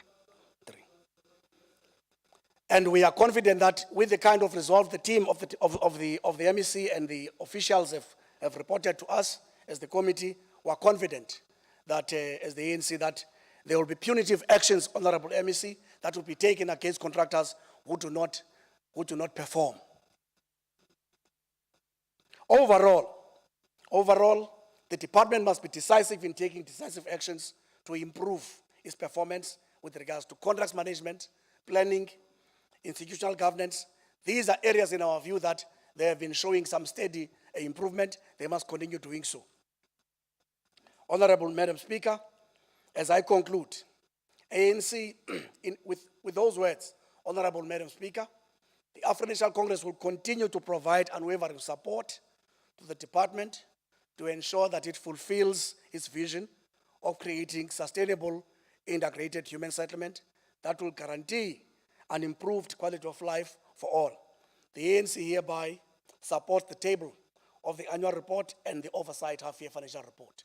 Thank you very much, Madam Speaker. Thank you so much, Honorable Matiwane. I now hand over to MEC, Honorable Mani Lusiti, MEC for Human Settlement. Your 10 minutes starts now. Well, thank you very much, Honorable Speaker, and greetings to yourself, the Honorable Premier and the Executive, the Deputy Speaker, all members of the Provincial Legislature, DG, HODs, government officials, and our guests in the gallery. Honorable Speaker, I'd like to first extend my humble greetings to everyone present in this House. Before we proceed with the debate, on behalf of Team Human Settlement, allow me to convey our sincere, heartfelt condolences to the family of Comrade Mbuyiseli Mpengu. This comrade, our colleague, and all people affected by the loss. May you find solace in knowing that we share your grief and wish you strength to go through this difficult period. We're quite aware of the difficulty of you going through this moment, as we are also trying to make sense of this loss, not only to our organization and the provincial government, but to the people as a whole. Sorrow fills our heart at this sad moment, a sorrow that is deep and personal. Comrade Mbuyi has silently closed the door of life and departed from our lives. Our lives will be empty in the areas that he had brightened for us. We know that as you move forward in the days ahead, that rebuilding what we have lost won't be easy. There are going to be moments where, after the shock has worn off, you feel alone. There's nothing any of us can say that will fill the sudden hole in your heart. But please remember, we share your sorrow. We are all of us united in the pain, for one we have known and worked with is no more. One of us has departed. We mourn and salute a great man. We honor a life well lived for the service of the people. Albert Einstein said, "The value of a man should be seen in and what he gives, and not in what he is able to receive." With that, may his soul rest in eternal peace. Honorable Speaker, I would like to extend a word of gratitude to the Portfolio Committee of Human Settlement for the oversight role they continue to play over the department. I would also like to welcome the report on behalf of the department and to commit to providing the detailed responses on the findings and recommendations within the specified period, consistent with the standing rules of the Eastern Cape Provincial Legislature. Having said the latter, Honorable Speaker, allow me to indicate that I'm not standing here to respond to the Portfolio Committee report.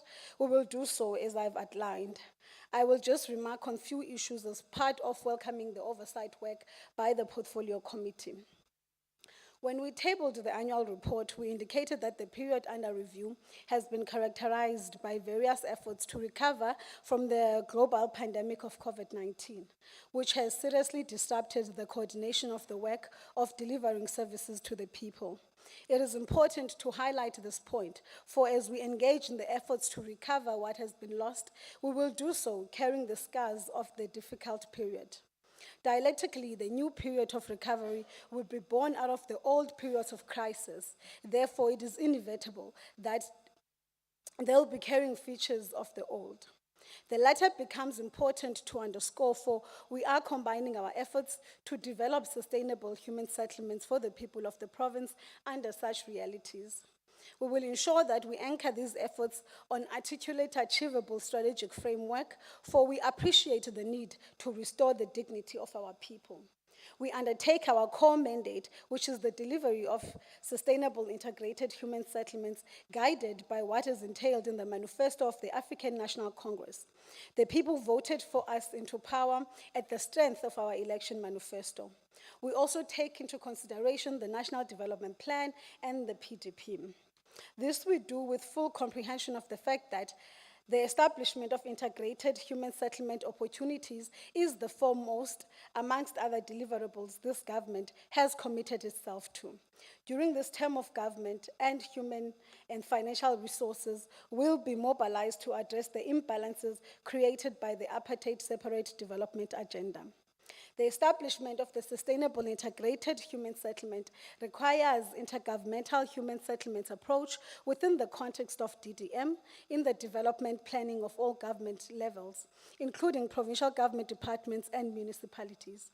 These should include the building of new cities, our district one-stop shop centers, small town revitalization, relocation of government office park, and responding to housing needs of middle-income earners and the missing middle. The department continues to reinforce its IGR forums across the province to ensure that the dream of integrated sustainable human settlement is realized. We are striving towards the realization of the spirit of the recently held Human Settlement Month, which was Minding the Gap, No One Must Be Left Behind.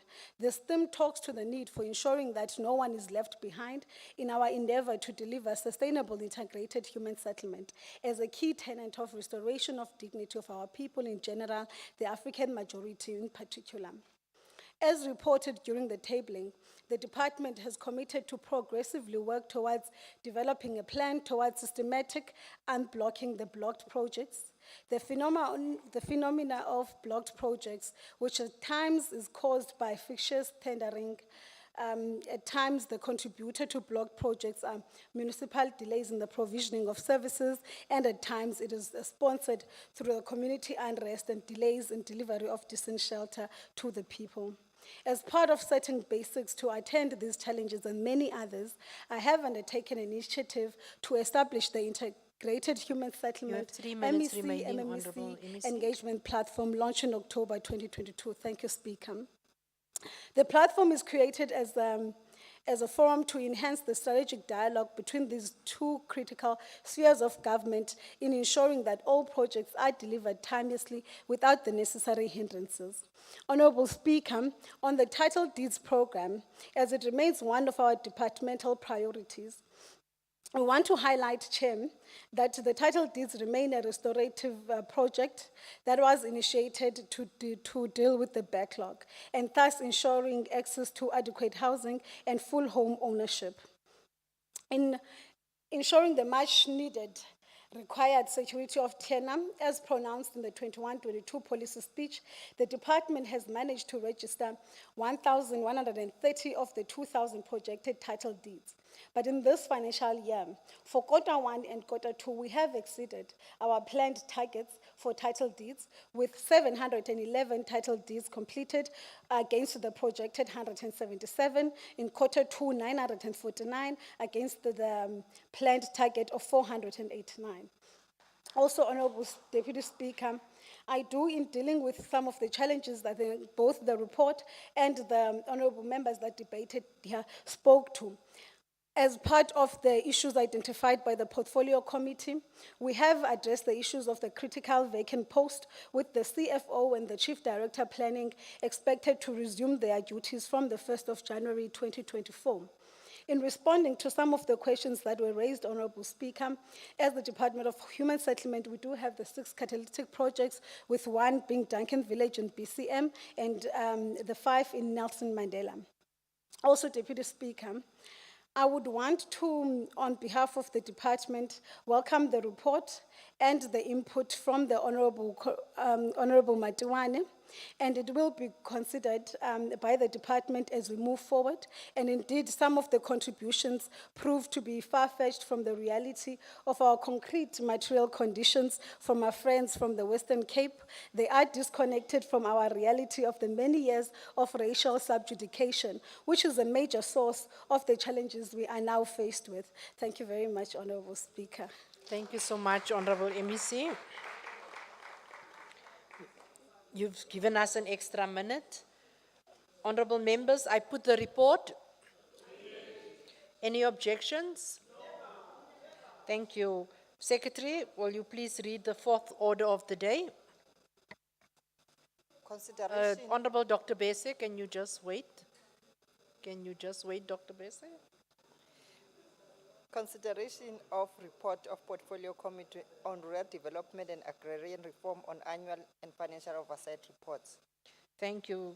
Call upon Honorable Dr. Bessie. Your 15 minutes starts now.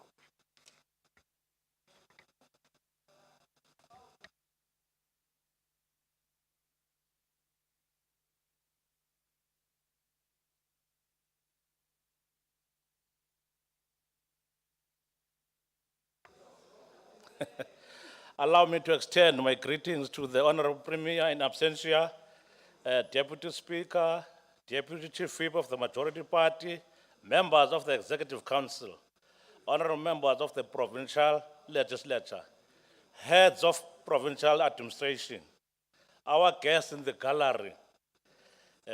Honorable Speaker, I'm presenting two reports on behalf of the Portfolio Committee for Dr. Da. Honorable Speaker, first and foremost, I would like to congratulate Honorable MEC, HOD, and the entire management of Dr. Da for the job well done. They have made it.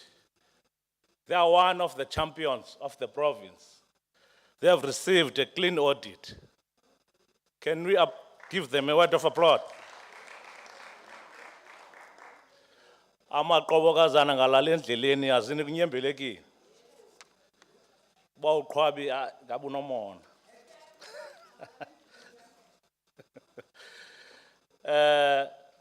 Honorable Speaker, I will zoom into the recommendations due to the time constraints. The department must prioritize the filling of the vacancies for the enhancement of service delivery programs, as this department is a personnel driven. A plan to fast track the process must be submitted to the committee within 30 days. Again, the department must within 30 days submit to the committee a turnaround strategy with clear timeframes on how this challenge will be addressed.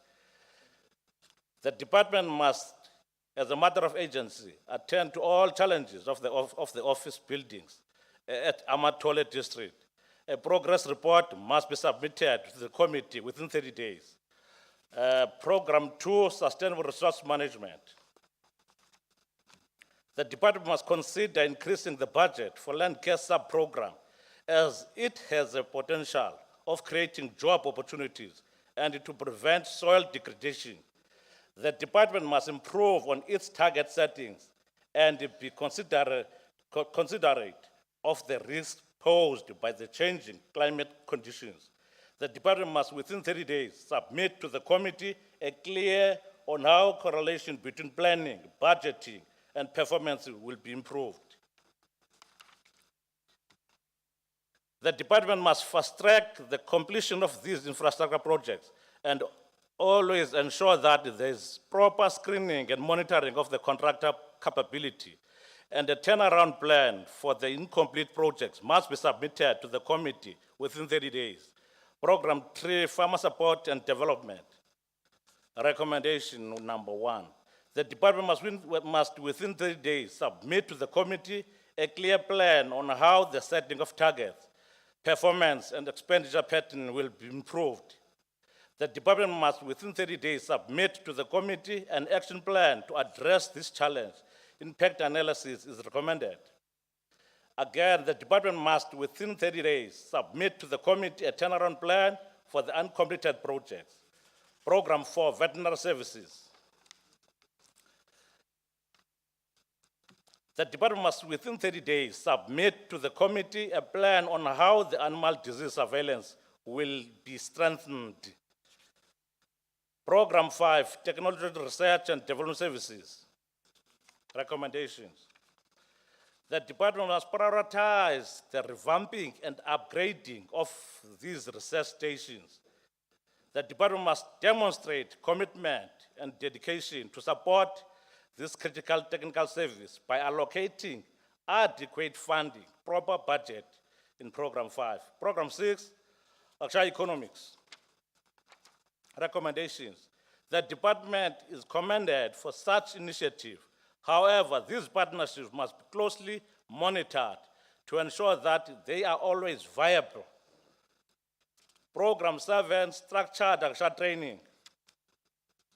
Recommendations.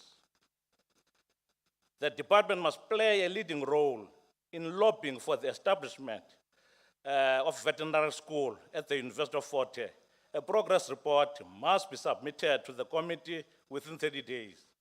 The department must prioritize the completion of the infrastructure project in that institution. Program 8, rural development. Recommendations. The department must within 30 days submit to the committee a detailed report on how this process will be implemented. The department should improve on the conditions of services of its personnel in the irrigation schemes. The department must within 30 days submit to the committee a turnaround plan to improve the operation in the red hubs. General findings or general recommendations. The department must always ensure that planning, setting of targets, budget allocation, and performance is well aligned.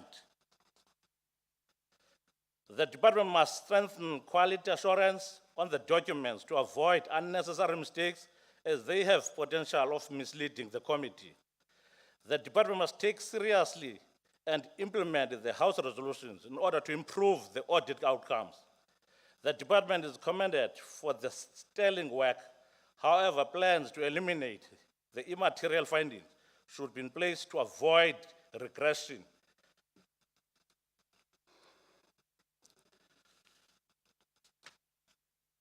Honorable Speaker, now I'm getting to the half financial year report, and I will zoom in to the general recommendations. The department must improve on its planning, target settings, and spending patterns to ensure that the allocated budget is spent as planned. A plan to address this challenge must be submitted to the committee within 30 days. The department must within 30 days submit to the committee a turnaround strategy on how the conditional grants spending pattern will be improved to prevent the anticipated underspending in the department. The department must provide the committee with turnaround strategies to improve the situation within the department. Honorable Speaker, the chairperson of the Portfolio Committee, in conclusion, the chairperson of the Portfolio Committee would like to thank the Provincial Department of Rural Development and Agrarian Reform entities, the committee members, and support staff for their cooperation and assistance during the consideration of the annual report. I therefore table the report. Thank you, Honorable Speaker. Thank you so much, Honorable Dr. Bese. You've saved us 6 minutes. Can we then, yes, I was just going to say, seemingly they did not want to clap for you. Any question, clarity by the committee members? My apology. Yes, Honorable Stevenson, only the one. Honorable Banga. Thank you, Honorable Speaker. I'm looking at finding on page 690 under rural development, finding H. And I'm a bit puzzled because if you turn over the page, I was looking for a recommendation and I didn't see it. Maybe I'm confused, but if I could just have clarity on that. Thank you.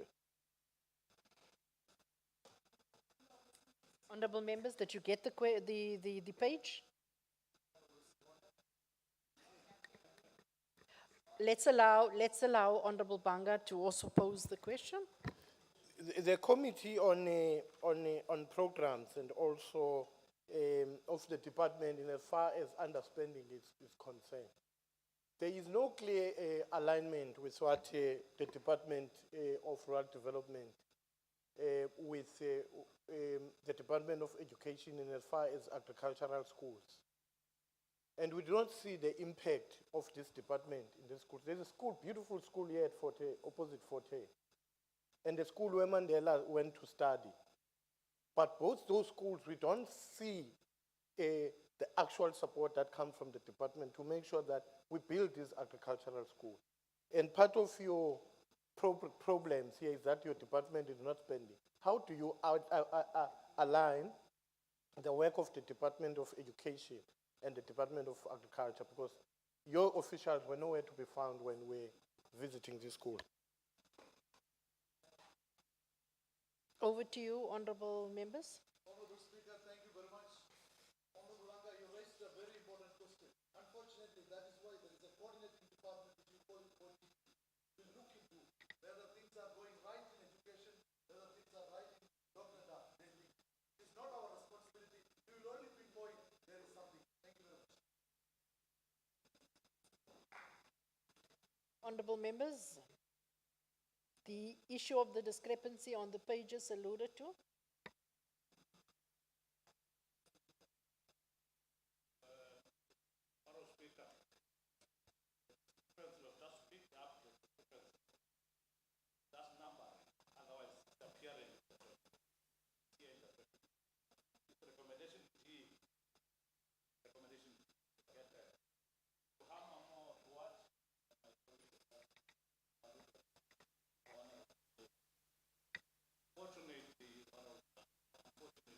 You started with the shop stewards voice, so I thought you would continue on the vote. We have got a clear partnership with the Department of Education in terms of working together, having a turnaround plan, making sure that there is an impact in terms of making sure that the schools that we are talking about are involved in terms of that development. Otherwise, clear partnership with the Department of Education, especially at that level, local level. They are working together very closely. Thank you. Thank you so much. Any clarities by the MEC? Honorable Stevenson, Honorable Banga. Thank you, Honorable Speaker. It's the same one, H, on page 690. Just hold on, Honorable Stevenson. Honorable members, quietly. You may go back to your seats. You may proceed, Honorable Stevenson. Thank you. If I can ask the Honourable MEC, it says there's a concern that only 25% of the East Cape Rural Development Agency employees have signed performance contracts. Why? My question is, why have only 25% signed, and what has been done to get them to sign? I just think it's unacceptable that people don't want to sign employment contracts. Thank you. Thank you, Honorable Banga. Honorable Speaker, I find it so odd, firstly, Speaker, before I address my question, that when we ask questions, members of the House are uncomfortable with the questions that we're asking. No, I actually think there's an appreciation that you are asking questions. I think you must take it from that point. Thank you, Speaker. Thank you.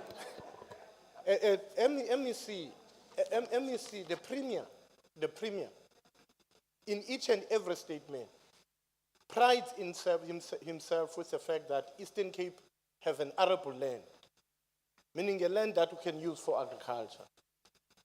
But we can't see it practically in its actions in this department, getting to these schools that have potential, where they build things for themselves, like the school that went to, close to where he stays, the Premier originally, where Mandela went to study.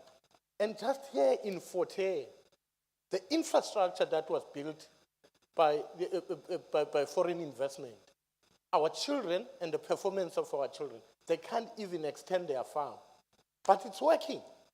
But your department have nothing, even a cent, that provides there to assist in accelerating these projects. And therefore, what are you going to do to make sure that this agricultural school that we proud ourselves with, that we put more money and make the Eastern Cape a farming province? As we all claim that we have arable land, which is not utilized, which is lying fallow. Thank you very much. Thank you so much, Honorable Banga. Honorable MEC. Thank you, Honorable Speaker. Good afternoon to you and the honorable members. Can I respond to the questions when I'm debating? That's fine. Thank you. I now call upon Honorable Zibonda from the DA. Your 12-minute starts now.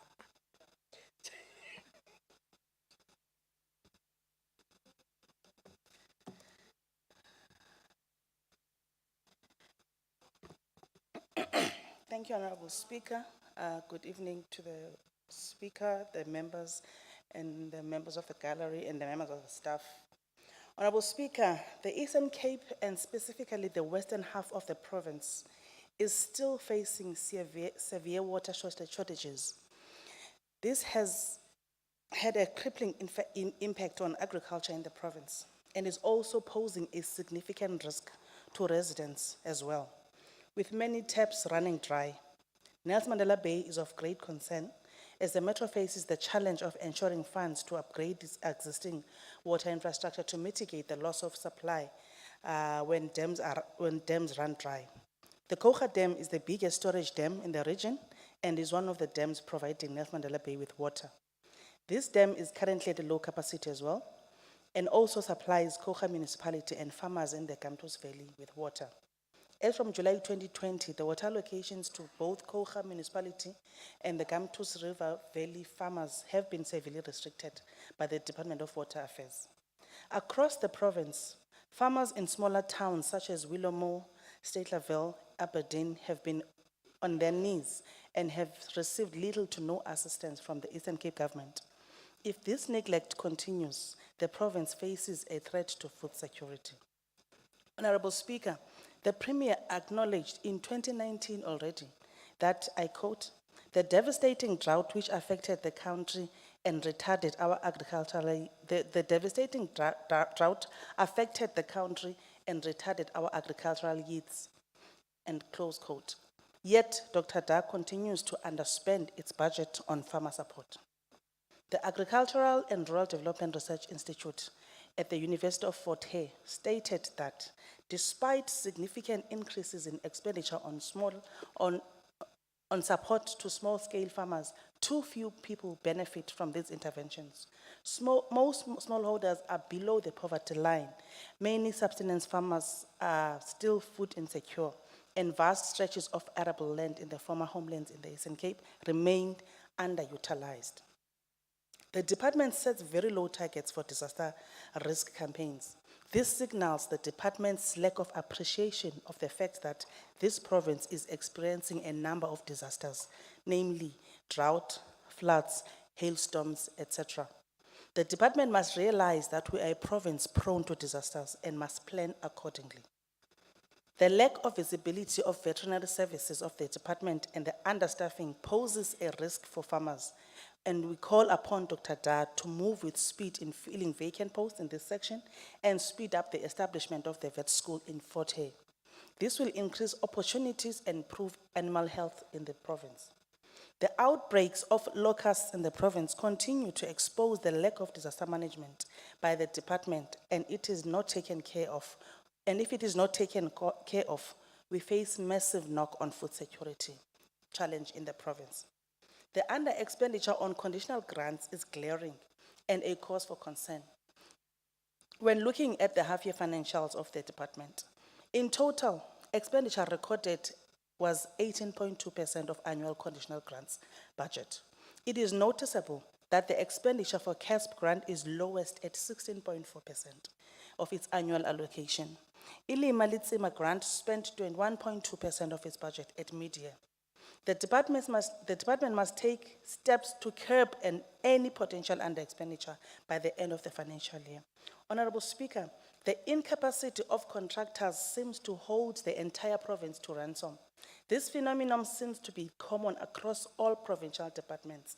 The provincial government must embark on a program to capacitate contractors and also tighten the procurement and tender processes to make sure that no contractors are hired if they don't possess enough expertise and resources to finish the work that they're hired to do.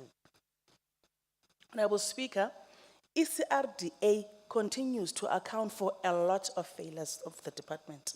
I can list a few: red hubs, low collection rate on loans disbursed, and under-expenditure of funds. Despite all this, only 25% of their employees have signed performance contracts. Can we say that this is an agency on the right track? Honorable Speaker, research and evidence-based decision-making is the bedrock of good governance. The fact that the research stations of the departments face dilapidating infrastructure is indicative of a government that doesn't value the principle of evidence-based decision-making. Those centers should provide the province with the much-needed research and information in order to inform what interventions and strategies the department should embark on. Can the Honorable MEC take this House into your confidence on how you plan to turn things around in Chabo, Emalahleni, and Ngocha Red Hubs? Millions of rands have been spent on this project, and I'm afraid it looks like it's taxpayers' money thrown down the river. As a result, thousands of much-needed potential jobs that would have grown from a thriving emerging agricultural sector have been lost. A DA government will ensure that growing our rural economy will be linked to access to opportunity and that the needs of communities be taken into consideration to build a thriving Eastern Cape. Same as Magwa and Majola Tea Estate, where hundreds of millions have been spent and still being allocated to this project, but I just suke pants. The project is still not profitable after more than 20 years. According to your projections, MEC, when will the department withdraw from funding the project? And are we ever going to see the day where the project can sustain itself? In conclusion, Honorable Speaker, let me commend the department on the unqualified audit outcome for the past financial year. Good financial management remains one of the pillars of good governance. And I bulela ke lento bana uyacaca kuba side safumanana kulento ye clean audits ne ANC because gawo kakunzima uzifumana babekade besithi suka ayikho lanto leya ayityiwi clean audit, but now we're all singing from the same tune. We are appreciating clean audits. I thank you, Honorable Speaker. Thank you so much, Honorable Sibonda. The DA supports the Honorable report. Zinti from the UDM. Your 4 minutes starts.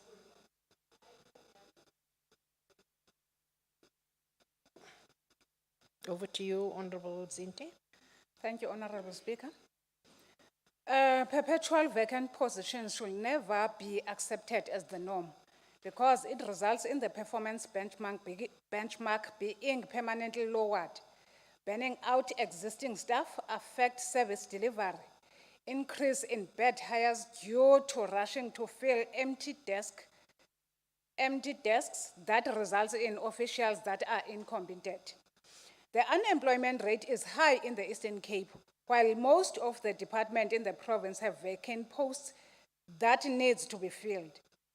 People living in rural communities should be given the opportunity to overcome poverty through farming. The world is at a turning point as for the first time in human history, the urban population is today larger than the rural population. However, poverty has still overwhelmingly a rural face, and the rural economy and society still perform a vital part in the development process and in people's well-being. Current concerns about global warming, deforestation, the food crisis, genetically modified organisms, agrofuels, food sovereignty, famines, rural poverty, and international migration, among others, reveal the continuing relevance of the agrarian and rural problem. Rural poverty persists and funding is falling. A new narrative is needed. Rural development is in a troubled state. The evidence lies in the persistence of rural poverty that agriculture is the best way to reduce rural poverty. Increased jobs and incomes in rural economy allow better nutrition, better health, and increased investment in education amongst the rural population. Lead directly to improved welfare and indirectly to higher labor productivity. First, rural deprivation is extreme and that the majority of rural South Africans exist in desperate circumstances. These circumstances make it very difficult for them to take initiatives on their own that would reduce their deprivation in relation to urban areas. Secondly, we find that agriculture is in previous homeland areas has all but been destroyed while employment opportunities within white agriculture have become extremely limited. Nevertheless, rural areas have become increasingly differentiated with rural residents becoming divided into at least 4 categories of income earners. ranging from those with access to highly paid local jobs to those with no income at all. Thirdly, we find that urbanization is an ongoing trend that cannot be ignored. But at the same time, there are still various factors that keep some people from leaving their rural homes. In conclusion, Honorable Speaker, the UDM applaud the clean audit from the department. We wish that those departments as ne audit zazo ezingekho clean zingafunda nto ku exec zingafunda nto apha ku Dr. Da. Enkosi Jola. We accept the report. Thank you so much, Honorable Zinti. I now call from the ATM, Honorable Mampofu.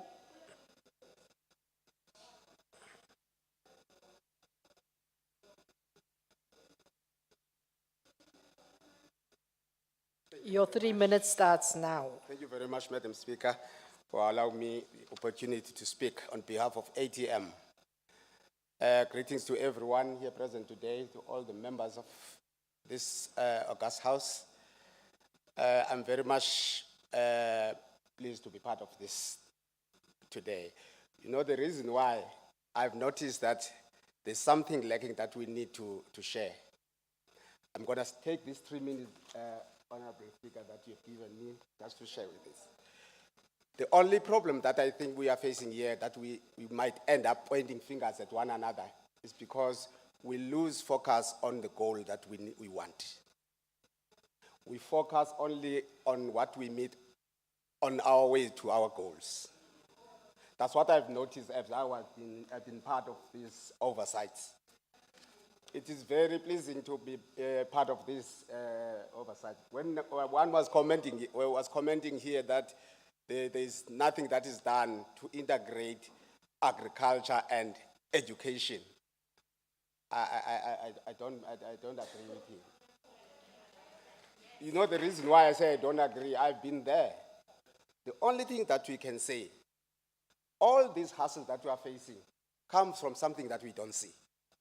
And if we want to achieve our goal, we must be able to know the reason why. Everybody knows as agriculture is the only way that we can rescue this country.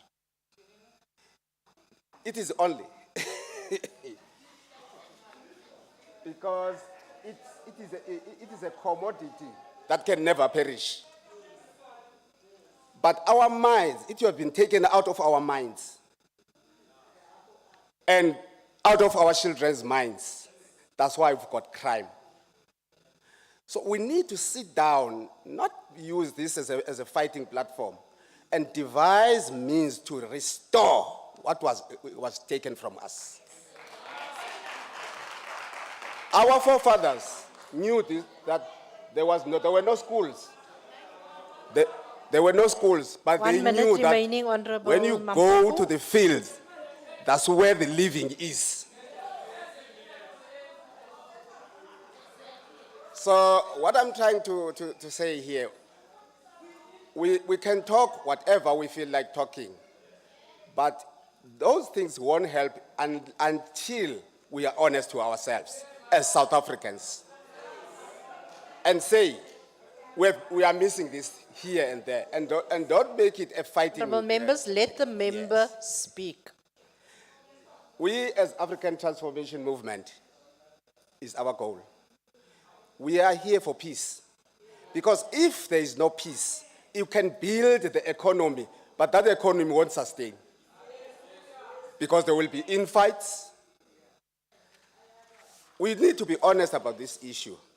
I can see some may think that maybe I'm attacking a certain group. I'm not here to attack any group. What I'm trying to say here, we must try and rectify the mistakes that will hinder the development in our country. The first mistake that our forefathers did, we need to be honest about it, is when you see a stranger, you feel threatened, you've got fear. Instead of working or coexist with him, you fight him. Then he will also fight, and there will be fights, and development will Honourable collapse. member, your time is That is the expired. thing that I think we need Thank to you do. so much. Thank you, Honorable Mampofu. I think you motivated Honorable Mampofu that way. You have motivated the whole House.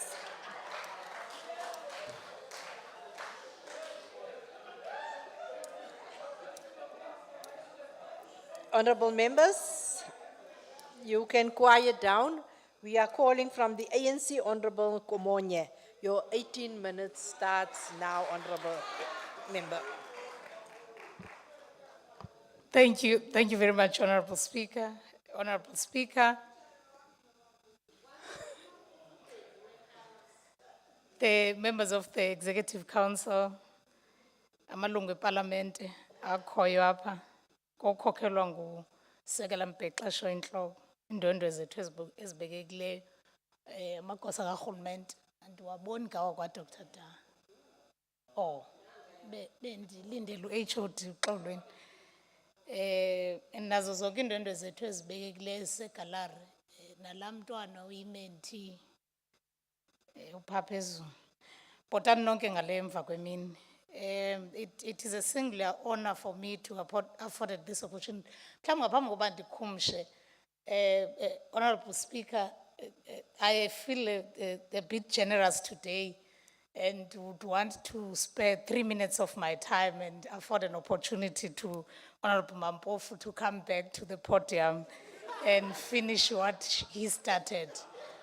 Because ngumkhaya wami lo usuka ngapha eMbizana, suwela sonke inceba sidunge nomthamvuna, it would be very nice uba ndim afforded this opportunity because I'm not going to even finish my 18 minutes. So mkhaya, again, next time hlebeza so that I spare some time for you. It is a singular honor for me to be afforded this opportunity by my organization, the African National Congress, to debate on its behalf in this committee.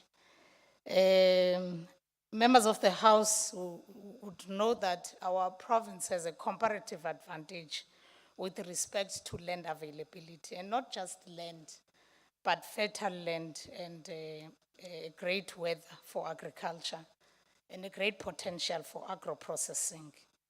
We therefore, as a province, need to strengthen rural development that the ANC-led government established as a cornerstone for eradicating hunger and poverty. Studies conducted across the globe conclude that there's a close link. In fact, there's an intimate link between the delivery of food security and land use. Most of our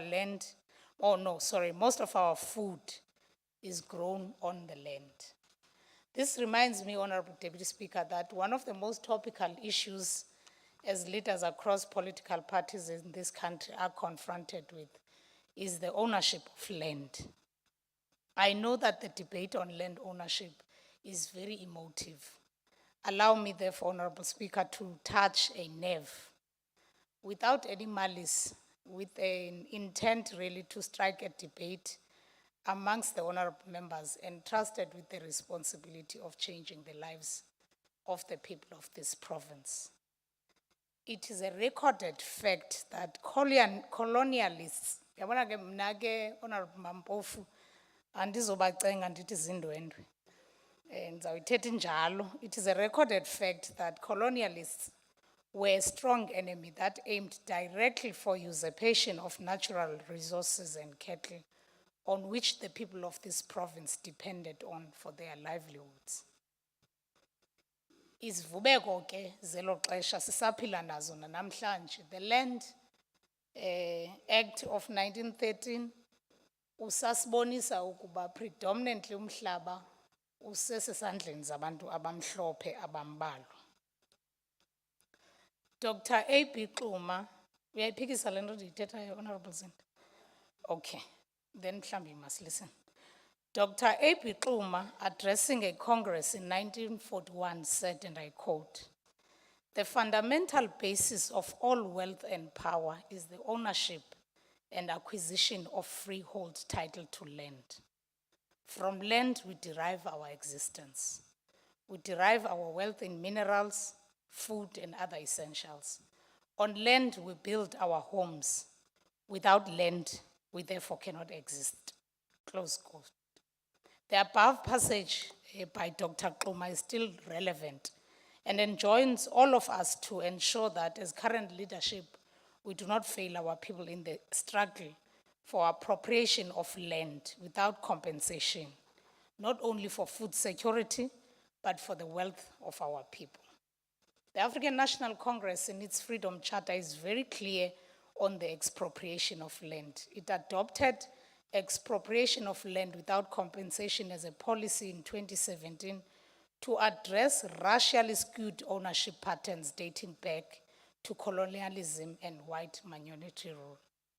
The issue of land rights, especially the right to restitution and redistribution, is an important issue of justice and human rights, which must be urgently addressed. And I think, Honorable Speaker, this point reminds me, ukuba as we zoom or pay attention to the fight against GBV and pay closer attention to rights of women, pa ezilalini, it is still a norm and a tradition ba inkosi zezwela kokwethu azikunika umhlaba xa ungumuntu ongusisi.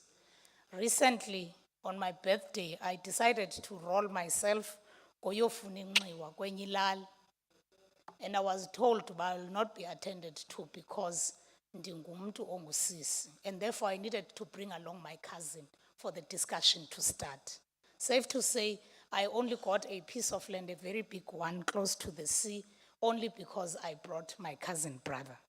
So mhlawumbi zezinye zezinto that we still need to ensure into yobana as we continue with the struggle for gender emancipation, we pay particular focus to. The Freedom Charter, the Constitution, and the National Development Plan embody a vision of a South Africa in which development is progressive and inclusive. Poverty, unemployment, and inequality currently affecting the dispossessed and the poorest of the poor was deliberately engineered by the colonial and apartheid governments through expropriation of the land and livestock without compensation. We are therefore unapologetic in stating that in order for land reforms to be achieved, expropriation needs to take place without compensation. Although through its policies, the ANC government has been striving to stabilize the economy post-1994, the fundamental structural inequality of the South African economy has not been transformed in fundamental ways. For instance, capital in South Africa is racialized and predominantly owned by whites. Capital for black families is virtually absent. Land ownership and the divide between rural black agricultural practices and white commercial agro-businesses remains entrenched. And you don't need to go any further, just go to the Sundays River Valley and you'll see what I'm talking about. Whites are still owning citrus farms there, and for any black person to own a citrus farm and excel in it, you ought to go under the arm or umbrella of the White People Association. We should professionalize the public service to enable coordination and implementation of programs for service delivery. We must rebuild regulatory and law enforcement agencies that have completely compromised by the historical distortions and current state capture phenomenon. Land reform, this is a very emotive discussion, and I expected that those who own the land, who took it by force, bazawunyukelwa ngoxa nisithi mabawubuyise umhlaba wethu babile babe manzi. Phola Kopas, Paula, and bring back our land. That's what you must do. Land reform should be based on understanding that land is a productive source for producing food and for other purposes, and all land reform programs should be linked to improved production and employment outcomes. Let me come to the report, Honorable Speaker. The Rural Development and Agrarian Reforms Portfolio Committee met to discuss, as has been indicated in the report, the annual report and the half-year financial reports. Allow me to join other honorable members and esteemed honorable members in congratulating the department for a clean audit. You see, aba kweliqonga kuba mandi umntu xa sisiza ne-clean audit athi a clean audit should translate into impact. Don't come here and rejoice. I remember very well when Department of Sport first acquired a clean audit. Honorable Bond, don't come and tell us about your clean audit. We want to see the impact. We want to see people bedlala, but don't tell us about the impact. Uyaphosisa naye namhlanje apha uthi sasingayifuni clean audit. I mean, we are for good governance and clean audit. Why would we be busy nokuncedisana through treasury and other forms uba i-departments mazifumane i-clean audit kanti asiyifuni? So xa siprogressa kuzawuba khona amaxesha uba abantu baphinde bajikele izinto ebebezithethile kwabona.